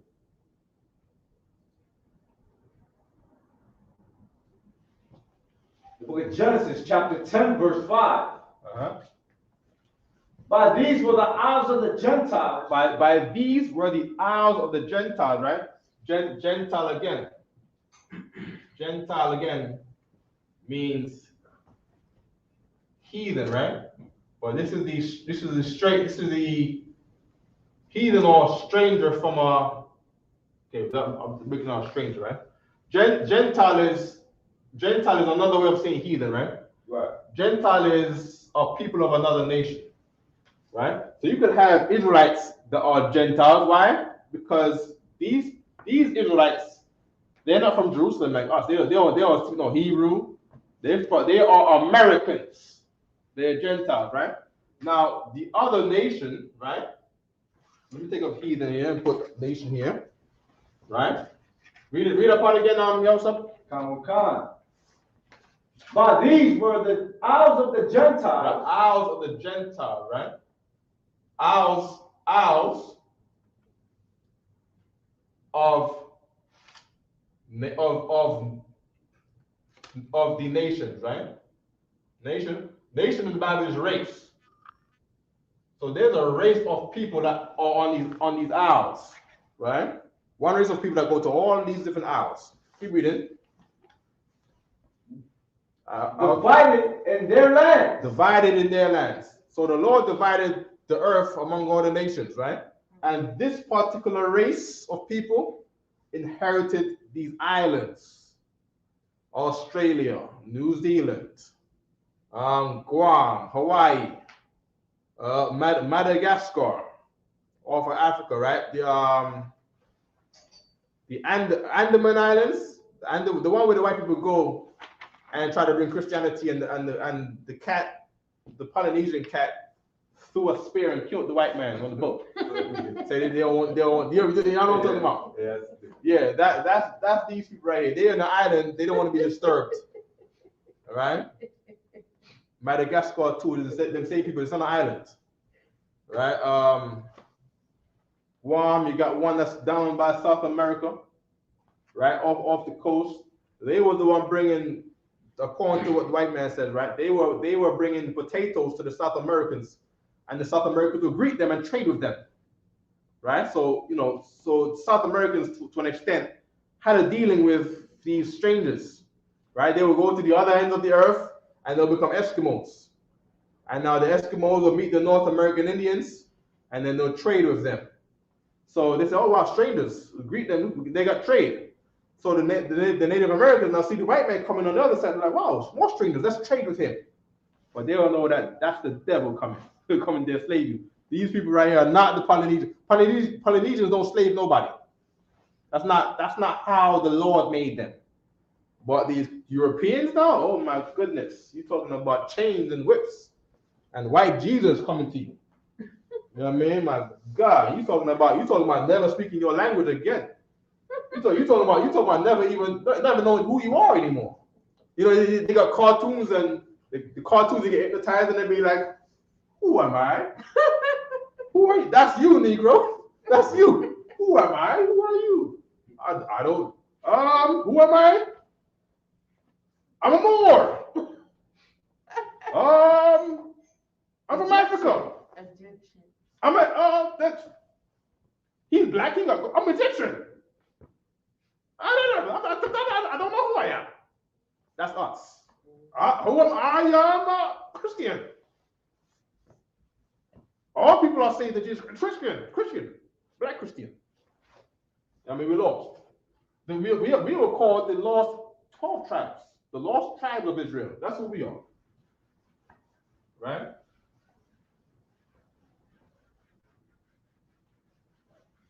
Another one. I'm a Nawabian. What else they saying? I'm a Rastafari. We from Ethiopia. Another one say, we from Ghana. Ya Santiwa, ya whatever my name is, right? Another one saying, I don't know who I am. You know what? I watched the movie Wakanda Forever. from a movie. A movie. You know niggas lost out here when you gonna take the movie for an identity. We in bad shape out here. A movie. Marvel, yo. Marvel gonna give you an identity, yo. Ain't that crazy? It's like white people saying Spider-Man. I'm a Spider-Man. Why is it important for Black people not to know their identity? Good question. Give me that in what's that book again? Apocrypha. Akio and the Japanese were talking about how we're gonna deal with the Israelites. They was looking back to when they was observing a time when we were in Egypt, right? And how we called on the Lord's name. This is the book of. It's before the Maccabees. The history of. It's not Susanna. Read me the books down in the Apocrypha again. Come, sir. First Ezra, second Ezra, Tobit, Judith, additions to Esther. Give me Judith chapter 5 right quick. Come. Josh it. Huh. Come. Okay, you got it? Come, sir. You got 5 more? Come. Go ahead. Come. The book of Judith, chapter 5, verse 1, in the Apocrypha. Then was it declared to Holofernes, the chief captain of the army of Ashur, that the children of Israel had prepared for war and had shut up the passages of the hill country. Oh, so are they saying here that they were about to go to war with the Israelites? They were going to go to war with the Israelites, right? And had fortified all the tops of the high hills and laid impediments in the champion countries. Now, give me verse 5. Come. Oh, sister, you got it? You got Judith chapter 5? Mm-hmm. Good, right? Keep reading. Verse 5. Then said Achiah, the captain of all the sons of Ammon, let my lord now hear. Who is he again? Who is he? The sons of Ammon. He's a captain of the sons of Ammon. Right. This is a military captain of the sons of Ammon. Though. This is the Japanese people, yo. Hey, this is real nigger history here. Right. You know what I mean? Right. This is my God. That's rated off. This is real. This is. If you are a Negro in America, this is what your people went through that you would never even hear about this, right? Your people, they want to talk about back to Africa. Your people had a difficult dealing with the Japanese at one time. You know what I mean? They conspired against you. My gosh, man. Gosh, keep going, y'all. Come. Let my Lord now hear a word from the mouth of thy servant. And I will declare unto thee the truth concerning this people which dwelleth near thee. Hold on. Say, read that again. Concerning the what? What about the truth? Concerning, I will do what? And I will declare unto thee the truth. The what? The truth. The truth about what? Concerning this people. There's a truth to this people that people don't know about. A lot of people don't know where these Negroes come from. It's a history. It's a mystery, Slaki. Right? It's a mystery to where these people are. One want to call themselves more God body, Muslim, and Nubianism and Rastafarianism. Right? Because these people don't know the truth of where they come from. Right? But now he's going to declare the truth of who these people are. Keep reading. Which dwelleth near thee. Which dwell near thee, right? You in Manhattan, these niggas live in Brownsville. Right. So the other niggas live near you in Castle Hill. Right? The other ones live near to you in Harlem, Queensbridge, Jersey City. Keep reading. And inhabited the hill country. And they inhabit the outer towns. They in Spring Valley and all these hill places. Right? They in Newark. Keep reading. And there shall no lie come out of the mouth of thy servant. And this Japanese man here talking about this truth about these people that don't know the truth about their identity. He's going to tell you something that's just not a lie. Keep reading. Verse 6.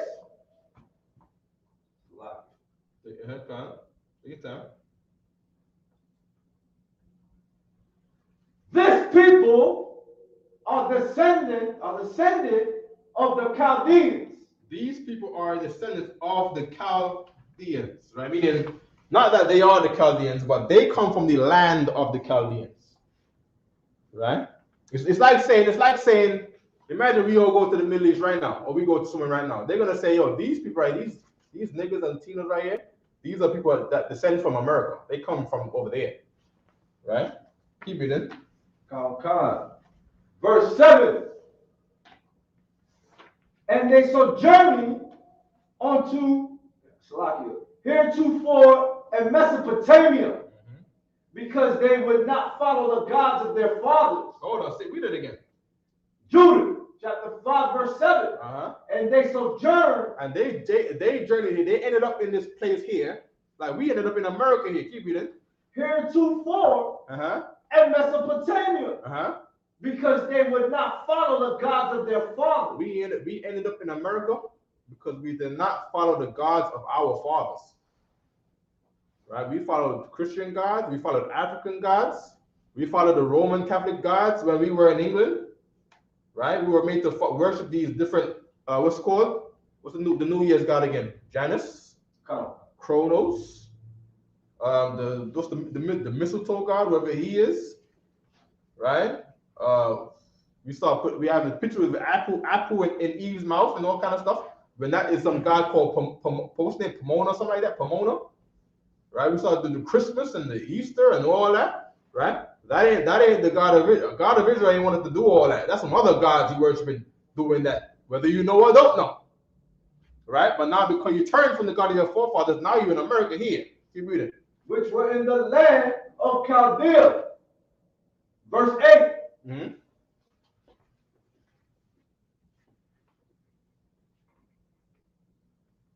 For they left the ways of their ancestors. And we left the ways of our ancestors. What language do you speak right now? English. That's not the way of your ancestors to speak no English. Eating pork. That's not the way of your ancestors. You know what I mean? Adultery. That's not the way of your ancestors. Come on now, read. And worship the God of heaven. Worship the God of, read it again. Worship the what? The God of heaven. Right, because they're talking about the Queen of Heaven. Right? Read it again. The book of Jude, chapter 5, verse 8. For they left the way of their ancestors and worship the God of heaven. Right, that God of heaven is so what's the name of it? Is it Ishtar? It's talking about the Queen of Heaven. It's not talking about our God in heaven. It's not talking about the Father in heaven. It's talking about another God that we worship in heaven. Right? It's like worshiping the stars. It's like worshiping Mars and stuff like that. Right? Zeus and stuff like that. You're worshiping, but in this time here, it's not talking about Zeus, but it's talking about other gods that the heathens worship in heaven. Right? The heathens were scared of the moon and stuff like that. You know what I mean? Another god that they worship in heaven from Egypt was something called Set. Right? Set, who will go up in the Set was like the sunset. Right? Another god came in the morning. We worship different gods. This one in particular is the Queen of Heaven, right?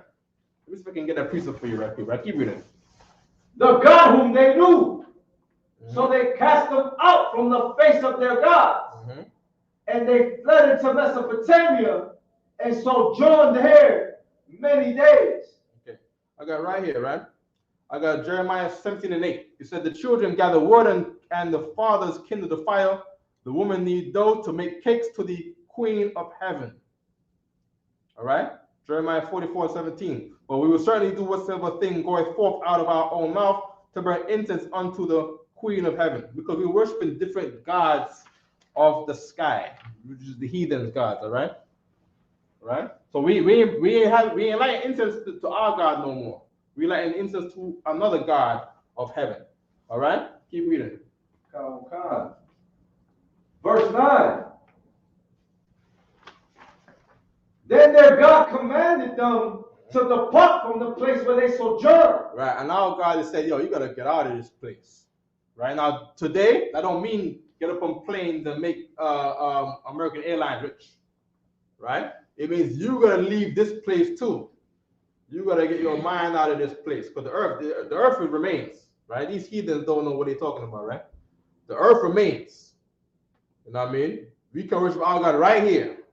You don't gotta worship the white man's God, and the Lord will bring plagues to this place. You see what I'm saying? Keep reading. And to go into the land of Canaan. And to go into the land of Canaan. Now, when you worship our God is going to bring us back to the land of Canaan. Now, in Egypt, right, when we was under the Egyptians, we didn't leave Egypt without being led out by our Savior.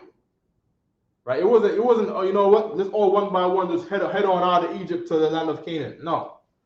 You see what I'm saying? It was we turned to our God in Egypt, called on his name and stopped calling on these Egyptian gods. We turned to our God, and our God gave us a Savior, and he led us out of Egypt to the land of Canaan. Now here, Yahweh is gonna come down with them UFOs, bring hell on this place in the middle of World War III, and we're gonna be lifted up out of this place here, and we're gonna get carried to another place, and we're gonna war our way back to the land of Canaan. We ain't just gonna be lifted up here and go sitting down beside no Arabs in the Middle East. The Lord is saying he's gonna bring us to a place that where nobody dwell at, and we're gonna train there like something crazy. We're gonna train there, and we're gonna go from city to city, right? Burning down these cities and taking them back the way how we did in the book of Joshua, right? Mosai and Christ. So some real warriors business going on here. You know what I mean? You see us going to camp and doing camp because right now, that's for now. They call that fishing. One day, Christ is going to send for fishers, and then he's going to send for hunters. And we're going, oh my gosh, please, Lord, let me see that day. Oh my God, I can't wait. It made me want to cry. It's going to be very bloody in that day. It's bloody, you know what I mean? Keep going on. Where they dwelt and were increased with gold and silver, and with very much cattle. Yeah, when we were there, we worship our own God. When you worship your own God, you will get blessed. You can worship your own God right now in America, and you can get very blessed. Or you can worship the white man's God, and you'll get more child support. What's you get? You get more child support. You get more red light tickets, more speeding tickets, more parking tickets. Where you gonna get your own brother gonna rob you? You're gonna try to make a black business. The partners in your black business gonna run off with the money, right? Or you're gonna shoot him because he owe you $5. You owe you $5, so you're gonna shoot him, right? And he gonna sleep with your girl, right? And you both gonna smoke weed, and you ain't gonna have no sense, and the business is gonna fail, and you always gonna fail. You're gonna go to jail. You're gonna come out, can't get a job, right? You can live that life by worshiping the white man. Or you can do what? You can worship your own God and read a part again. You want to stop, Yellow? Where they dwelt, then their God commanded them to depart from the place where they sojourned, and to go into the land of Canaan, where they dwelt and were increased with gold and silver. Or you can live a life where the Lord increases you by gold and silver. You can be rich. Right? With very much cattle. And you can have mad cattle. You can have a lot of cattle out there. You know what I mean? Is that still profitable? Huh?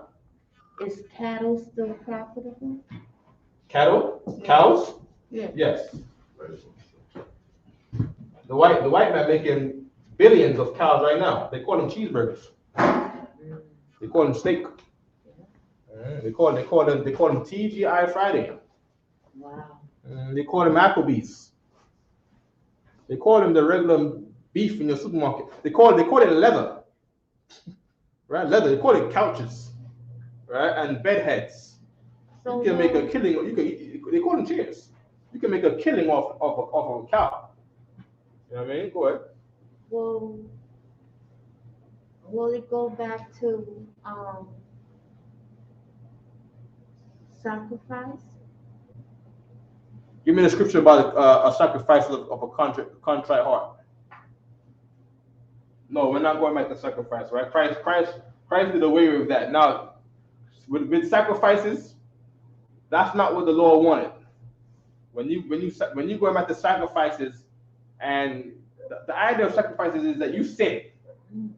So for your sin, you bring in a goat or a cow of the best one you got, as a sacrifice for your sin. So God don't kill you for your sin. But what happened with that? It don't work.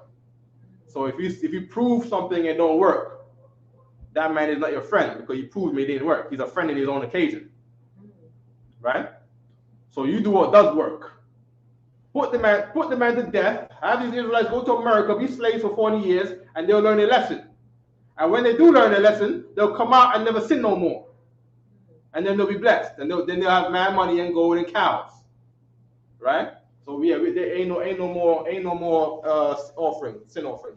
We've done away with that. Now if you murder, you die.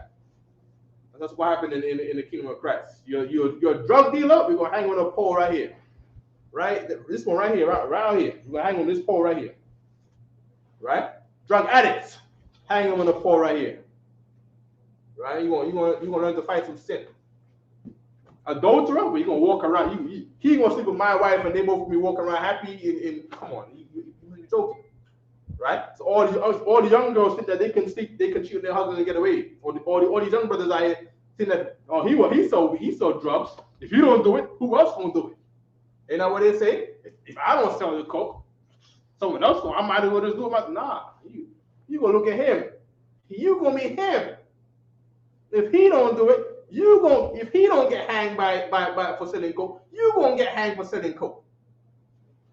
All right? Ain't no you gonna sell coke and then you wanna give me a Mercedes Benz as a sacrifice? You wanna bring me a horse, a modern day horse is a car. You ride a horse, you ride a car.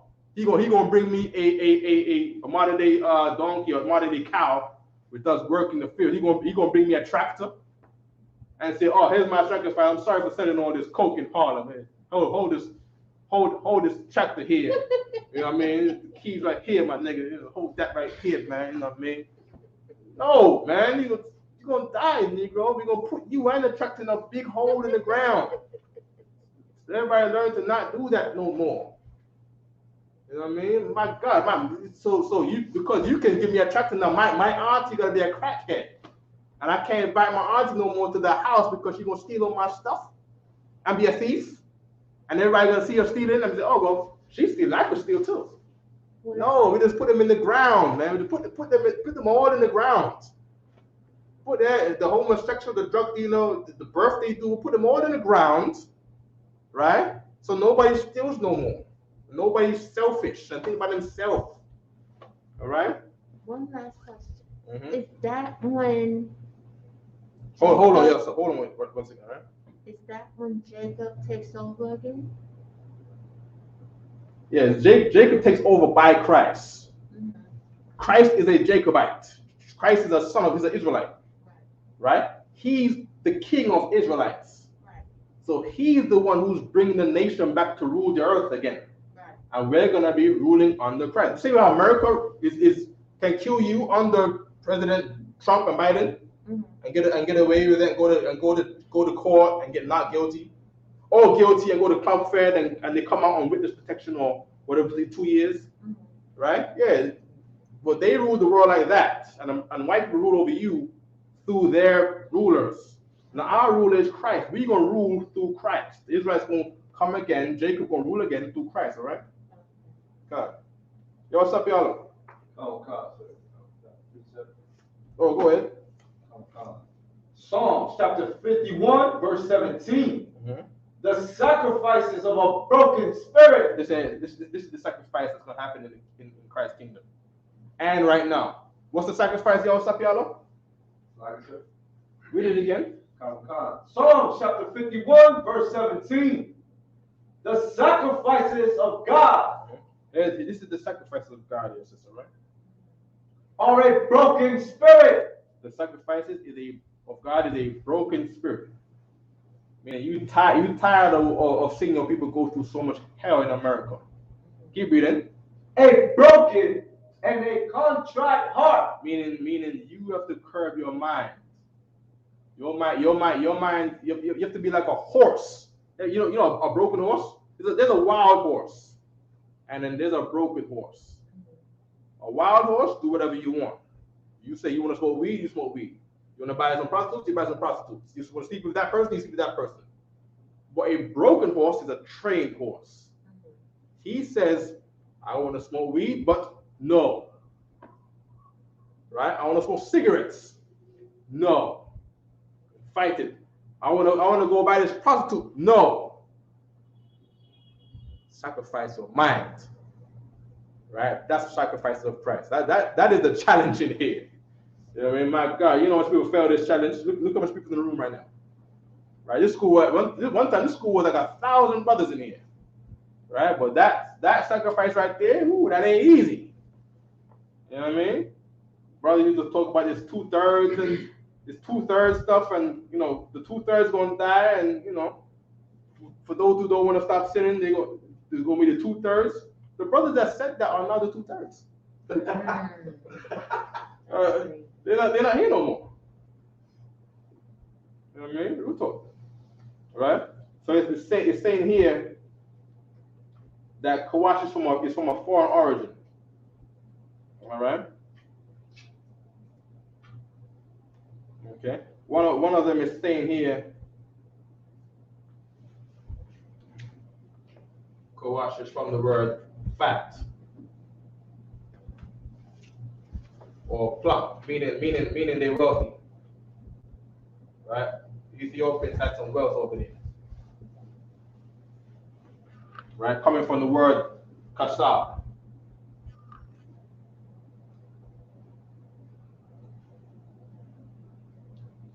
Okay. We got Canaan.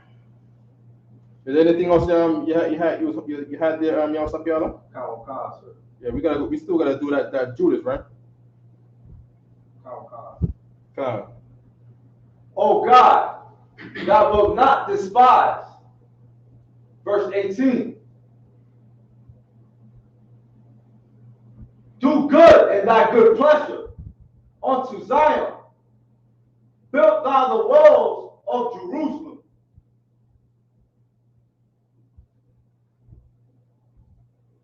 Verse 19. Then shalt thou be pleased with the sacrifices. I think we might have missed it. We started at verse 5, right? Give me verse 3 right quick. Judah? Yeah. Kamikaze.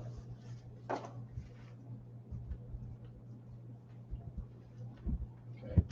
Canaan means humiliated.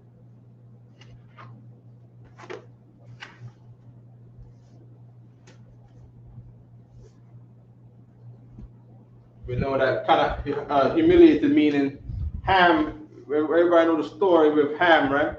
Mm-hmm. When Ham looked at his father, his naked father, when he was drunk, because Ham is disgusting, right? He's gay, right? Because he was so gay and laughing at his father when he was naked, he found it funny, and he was, you know, he was amused by it, like how a gay man is amused by seeing other naked men, right? He was humiliated. His son was named humiliated, right? He cursed Canaan. All right. Okay. Yellow. The book of Judith, chapter 5, verse 3. And he said unto them, tell me now, ye sons of Canaan, who this people is that dwelleth in the hill country, and what are the cities that they inhabited, and what is the multitude of their army, and wherein is their power and strength, and what king is set over them, or captain over their army. Verse 4.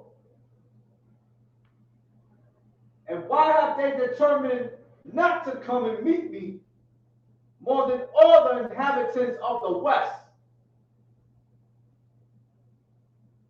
Verse 5. Then said Achior. Are you seeing the part here where it says that because they called on the Lord's name here?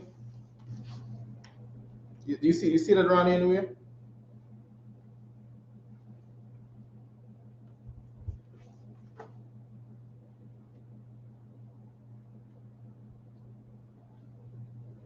Yes, it's okay. We was getting near it.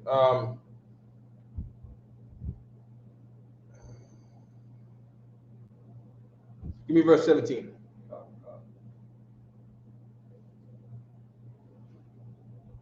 Verse 17. And whilst they sin not before their God. Right. So while before our God, while we didn't sin in the face of our God, right? Keep reading. They prospered. We prospered. We did well. Keep reading. Because the God that hath iniquity. Because the God that seeing the sin, right? Keep reading. Was with them. The God. Say it. Read it again. The book of Jude, chapter 5, verse 17. Mm-hmm. And whilst they sin not before their God, they prospered. Because the God that hateth iniquity. The God that did what? Hateth iniquity. Our God hates sin. Keep reading. Was with them. Right. So if we don't sin, God ain't gonna hate us. You see what I'm saying? Keep reading. Verse 18. But when they departed from the way which he appointed them, they were destroyed in many battles. And then we became destroyed in what? And many battles. So we get ruined when we go to war, or when we get to dealing with another nation, another race. When we disobey our God, any other race that wants to come and try to war with us, we lose. And then they take us. Right? Keep reading. Very sore. Very sore. Keep reading. And slavery. You're talking about your forefathers had marks on their backs from being whipped so many goddamn times. Right. With the horse's whip. Ain't no easy whip like that. I mean, I'm talking about take the flesh off of your back.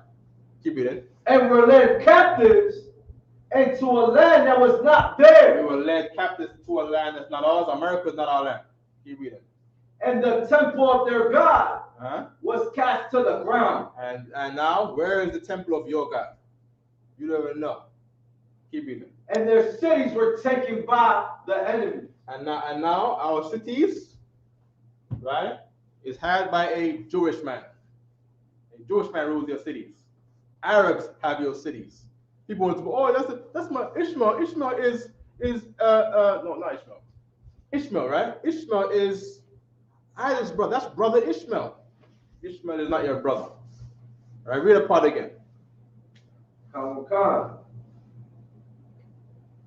They were destroyed in many battles. No, that's the last part. Oh, Salaki. And their cities were taken by the enemy. And their cities was taken by the Arabs. And the Lord said the Arabs are your enemies because they took your cities. The Arabs don't come to America and say, yo, you niggas are our brothers. You're the Israelites. You're gonna come back to the Middle East with us. You're gonna come back with us to Dubai. You're gonna come back with us to Bahrain. You're gonna come back with us to Baghdad. You're gonna come back to us to Kabul. They don't say that. You're gonna come back with us to Gaza and Palestine. You are our brothers. They don't talk like that. They say you're gonna become a Muslim and you're gonna become a servant of Allah. You're gonna be an Obed. Obed is the same, but I had a while ago, Ibad. At the beginning, Ibad was a serf. The Ibad is Obed in Arabic. All right, it's the same word, right? Meaning you are, when you're a servant of Allah and you become an Obed, meaning you're their servant. That's why they call you Obed, right? In the guise of serving Allah, the God. But the guise is that you are the Arab's servant now, right? They took in your cities. Keep reading. Verse 19. But now are they returned to their God. Now. Keep reading. And are come up from the places. And they have come up from the places. Where they were scattered. Scattered in New York. And scattered to another part of Chicago. Scattered to Ohio. Scattered to Philadelphia. And what's another place in Philadelphia? In Pennsylvania. Allentown and then places over there. And scattered to Atlanta and Raleigh and Fayetteville and Houston and Dallas and Austin and Oklahoma and Minneapolis and California, right? Texas and Jamaica and Colombia and Brazil, right? Keep reading. And have possessed Jerusalem. And we're gonna possess Jerusalem again when we turn back to our God. Because now they have come again. Now they're calling on the Lord's name again. And now, what is it, 3 years now? 3 years? 4 years. When did COVID come? 3 years. 3 years now. We're going now. 3 years now, right? 3 years now. America being shut down for a whole 3 years. That's amazing. That ain't normal. You know what I mean? How old are you? 40. Have you ever seen a stage of America like this? No, sir. Everything slowed down. COVID came. Times Square was empty on a Friday night. It was nobody out there. It was like you know when people go to hide from a hurricane. Times Square was looking like they was hiding from a hurricane, except there's no hurricane.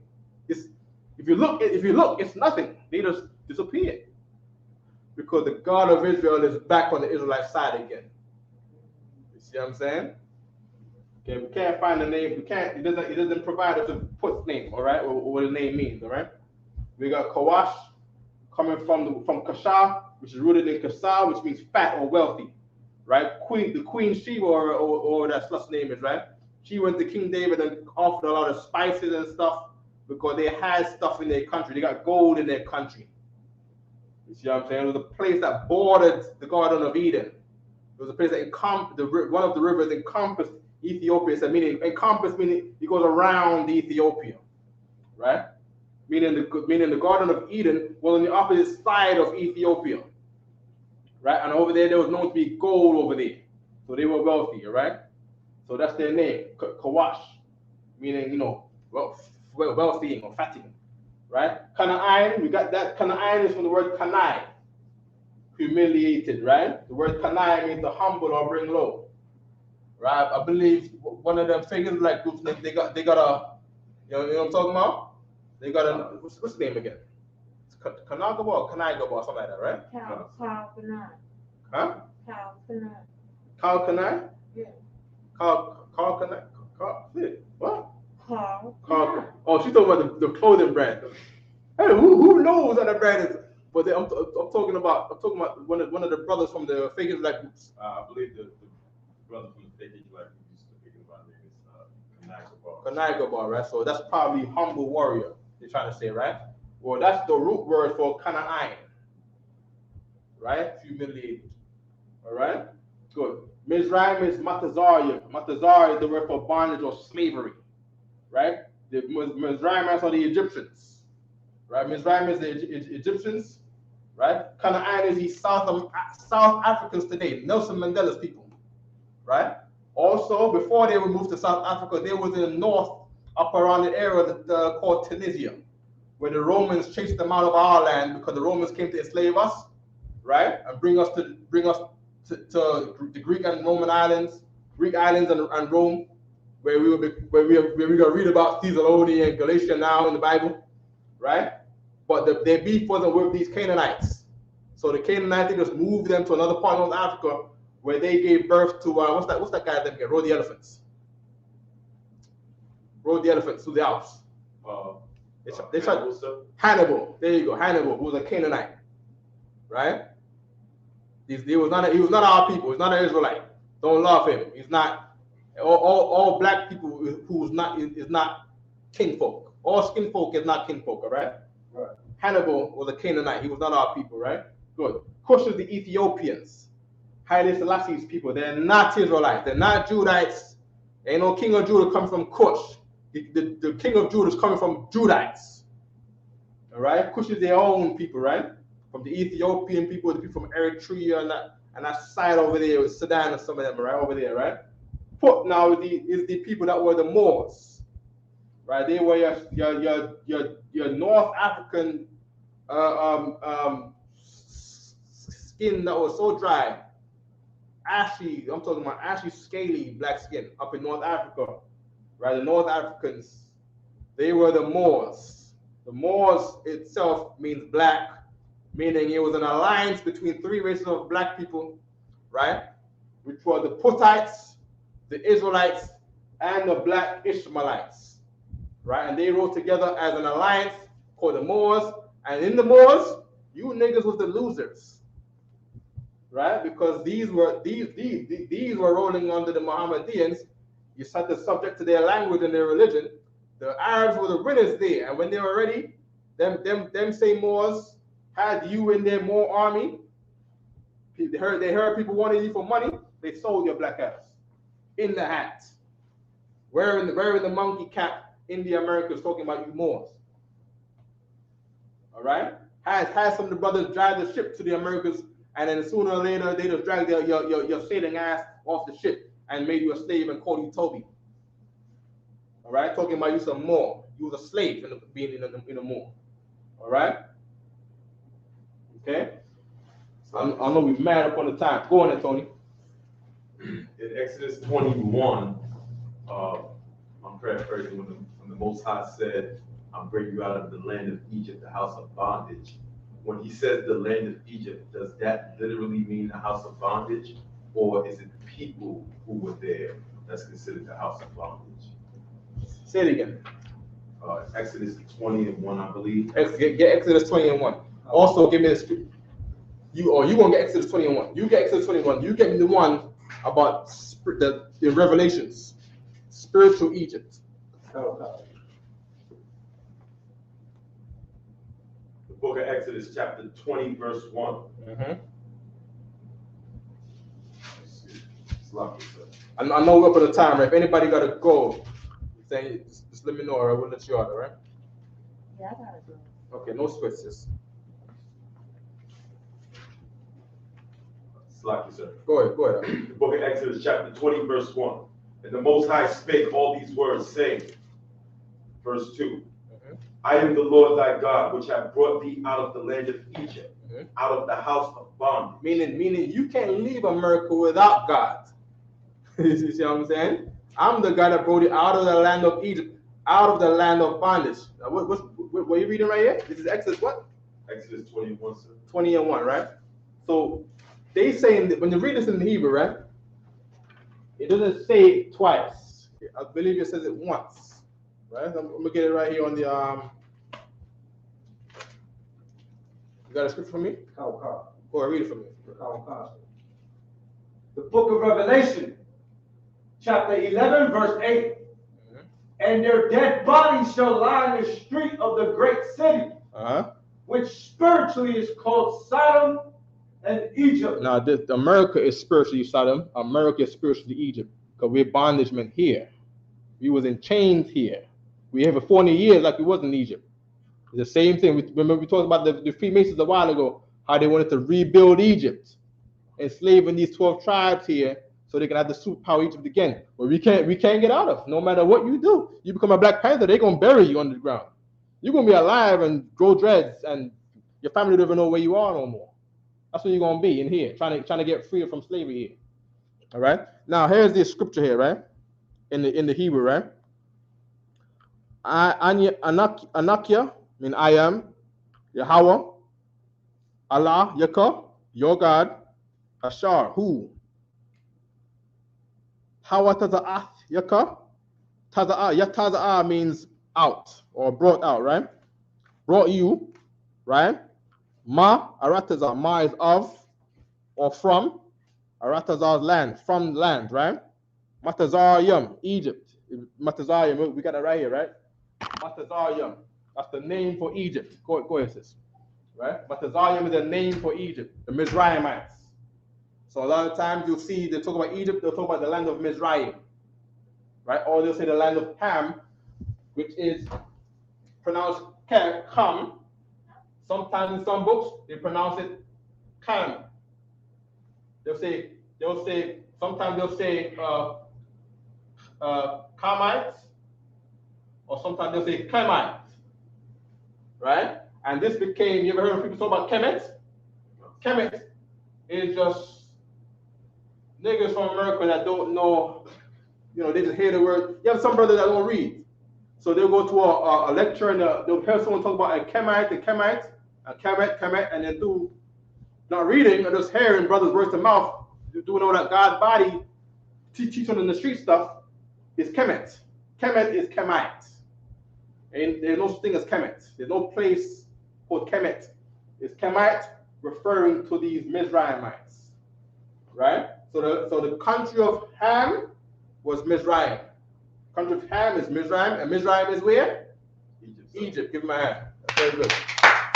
Right? But when they talk about Kemet, it's Egypt now. Right? But it's Kemite, which is just Ham, which is Ham, Hamite. Kemet is really Hamite. All right? Okay. Good, right? Right? Brought you out of the land of Egypt. Right? Matazar brought you out of the land of Matazarium, which is the people. Ma Bayath, Ma is of, Bayath is house. Ibadium, Ibad is serve. We said it earlier, right? That was the Lord, right? Ibad is serve. Obed, we talked about Obed a while ago. The Arabs call you Obed, right? Ibadium, the house of serving, where you serve them. You see what I'm saying? Okay, so it says it twice, all right? So it does say it twice, right? And what's the question again now? Is that verse referring to the land we was captive, or is it referring to the people who held us captive? Both. Because the land is the people. I mean, okay. The curse of God is never that you're just gonna go and serve a land. The curse is that another race is always gonna take you. Remember, we read a while ago, when we turn away from our God and when we get to sinning, right? You're gonna go to war with another people, and they just gonna take you in. All right, that was the curse. All right, good, right? Gomer is Gamar. All right, Gamar. I want to finish this before we get out of here. Slaki, I mean, Gomer is another nation. Gomer is another nation. Gomer is the children of Japhet. All right.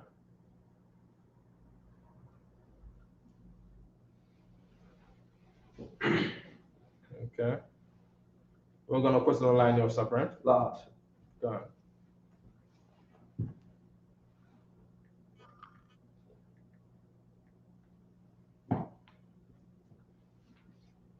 Okay. Gamar means completion. Okay. It says completion. We're gonna write that for now, right? Completion. Okay. I want to see 1584. 1584.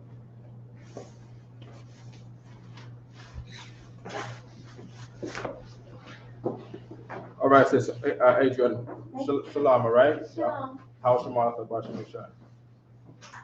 Right? And the word completion comes from cease or end, right? Come to an end. Remember to reach the end in the sense of completion or failure. Right? Come to an end. Cease, completion by cease, end, or fail. All right? There you go, right? Gamar. Gamar means fail. I like that. I like that right there. Right? Completion. It's not complete. It's fail. Right? Gamar is the word for fail. All right?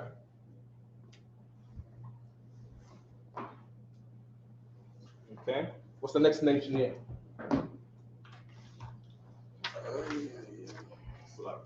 Yeah. Gomer is who are the people of Gomer today? They were once the Japhites that were in Russia. Right? They were once the Japhites that were in Russia. White men went over there and became the Russians. Right? Through the Roman Empire, right? Blacks, Negroes, Israelites went up into Russia and ruled Russia through the Dark Ages, right? Through the Roman Empire, right? The white man overthrew us, shipped off all the Negroes that was in Russia to Louisiana. All right, the last slaves that came to the Americas was Negroes, then it came from Russia.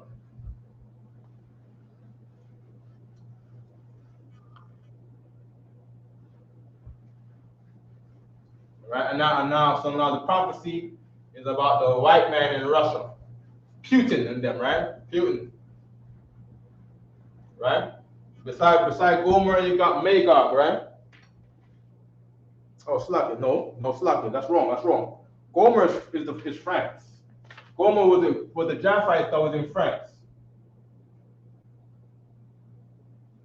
Right? So the Japhites that were in France were the people of Gomer, right? And then through the Holy Roman Empire, same again, right? Kicked the Japhites out, made war of the barbarians, right? Kicked them out, and now they gotta move to the other end of the earth.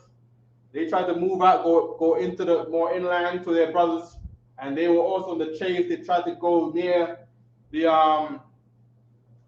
Asians. The Asians are warring people.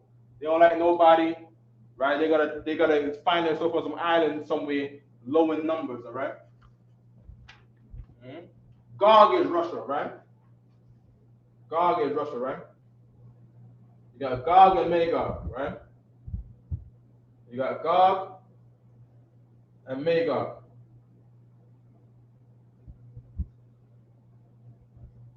Right? Magog is Magawag, right? Magawag. Right? Who else we got here? We got Javon. Let me get these down right quick. We way past the time. We got Ashkenaz. Right? We got Tarshish. And we got Kittim.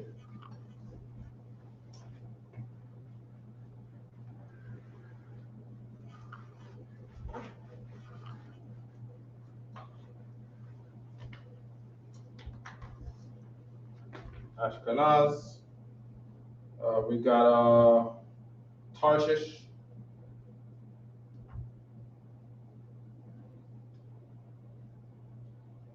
Okay. And then we got Kittim. Kittim. In certain books, they write it as Ketim with a C-H-E.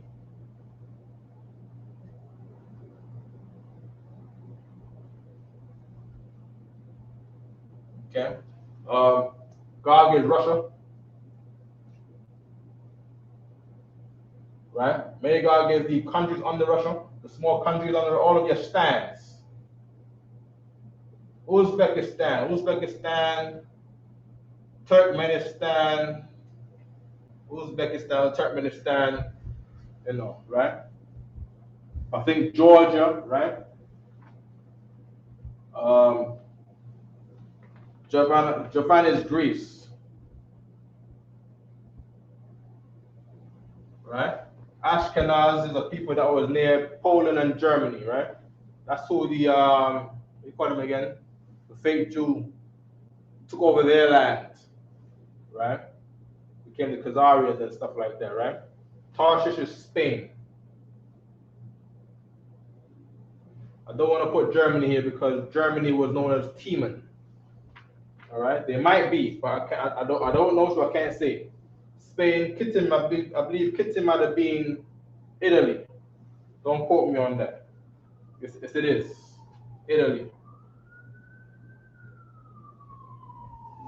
Okay. It says right here, Ashkenaz is Germany. So Ashkenaz is Germany.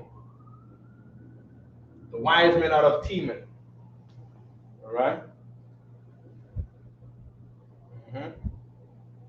Greek islands, Russia. Okay, no problem, right? Let me just make a run through it right quick. Get my concordance. Magawag, right?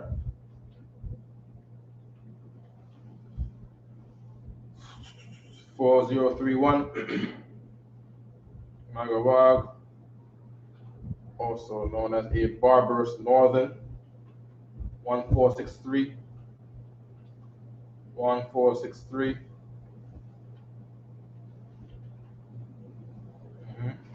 1463 is the word Gog, of uncertain duration. That's not what we need right now. We're going to concordance again.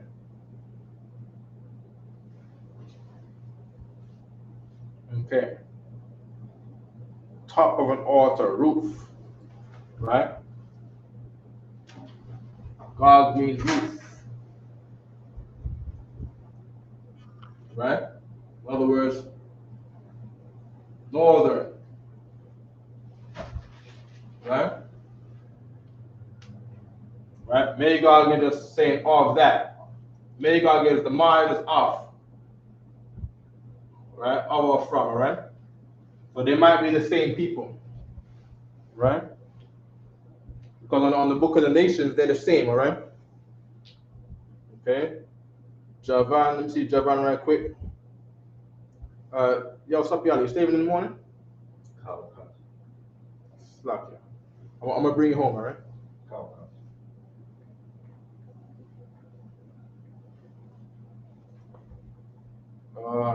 Javan 3120, yo, it says Yawan in Hebrew, right? Yah one. Right?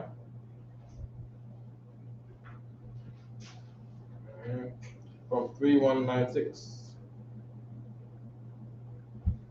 3196. And it says wine. Right? Wine. Right? In other words, right? We know the wine is yayan. Okay? Well, it's a different tense. So the explanation is effervescing. I don't know what that means.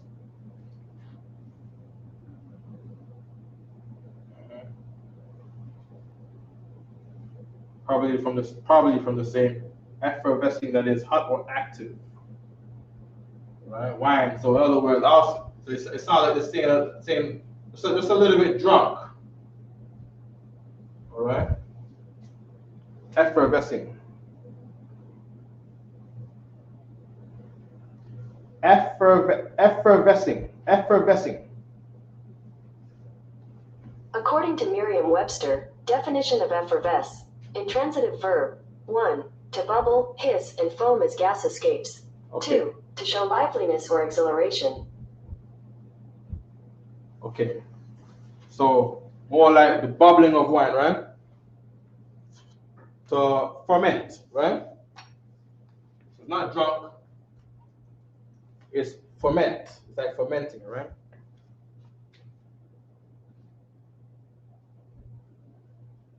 Okay. Ashkenaz.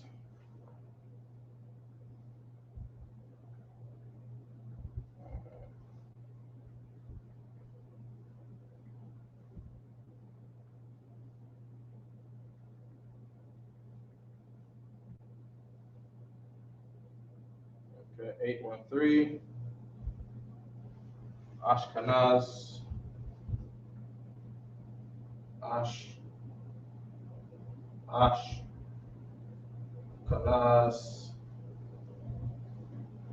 Okay. Of a foreign origin, they don't know. Ash is fire. All right. Let me see if Kanaz got a word right quick.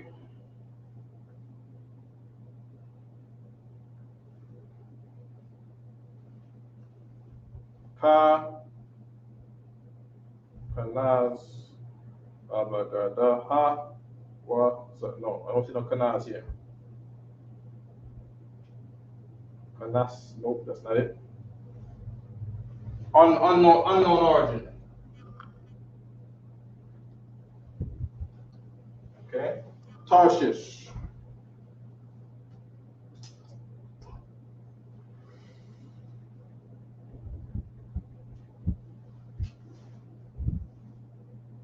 Okay. Tharashiash. Right, Hebrew. Tharashiash.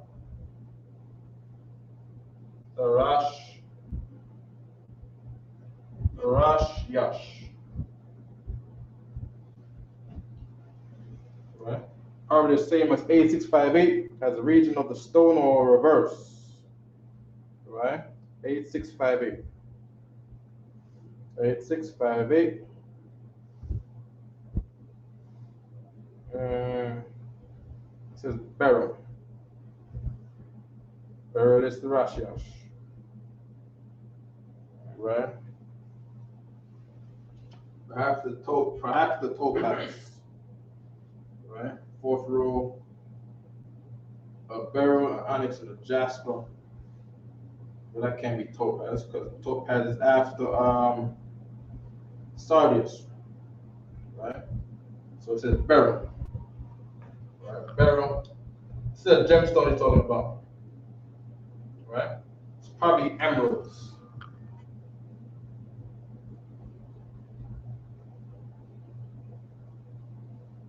All right?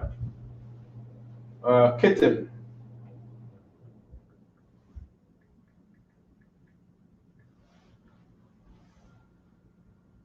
3794.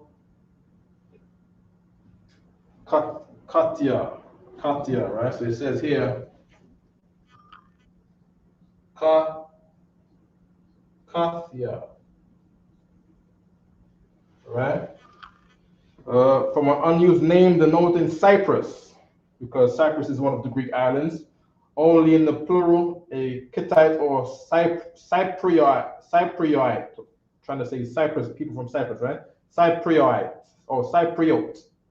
Hence, an islander in general, that is the Greeks or Romans on the shores opposite Palestine, right? They don't got no definition for Kathia. Let me check the concordance right quick. Kath, right? Kathab, no. Kathiath, beaten. Right, that's not it. I wouldn't say that's it. Right? Unknown origin. Unknown origin. All right? And with that, by the class, the office of 500, y'all sapiala. Class. ISUPK security announcements. We are the ISUPK, start out of 1 West 125th Street, Harlem, New York. Rule for new brother and sister. When a new brother or sister comes into the school, they are off limits for 6 months. They are to be saluted only. They are here to shed themselves of the world. If they need transportation, the teacher will arrange it. After 6 months, if a brother or sister has an interest in a particular person, he or she must get permission from the head to speak to a brother or sister.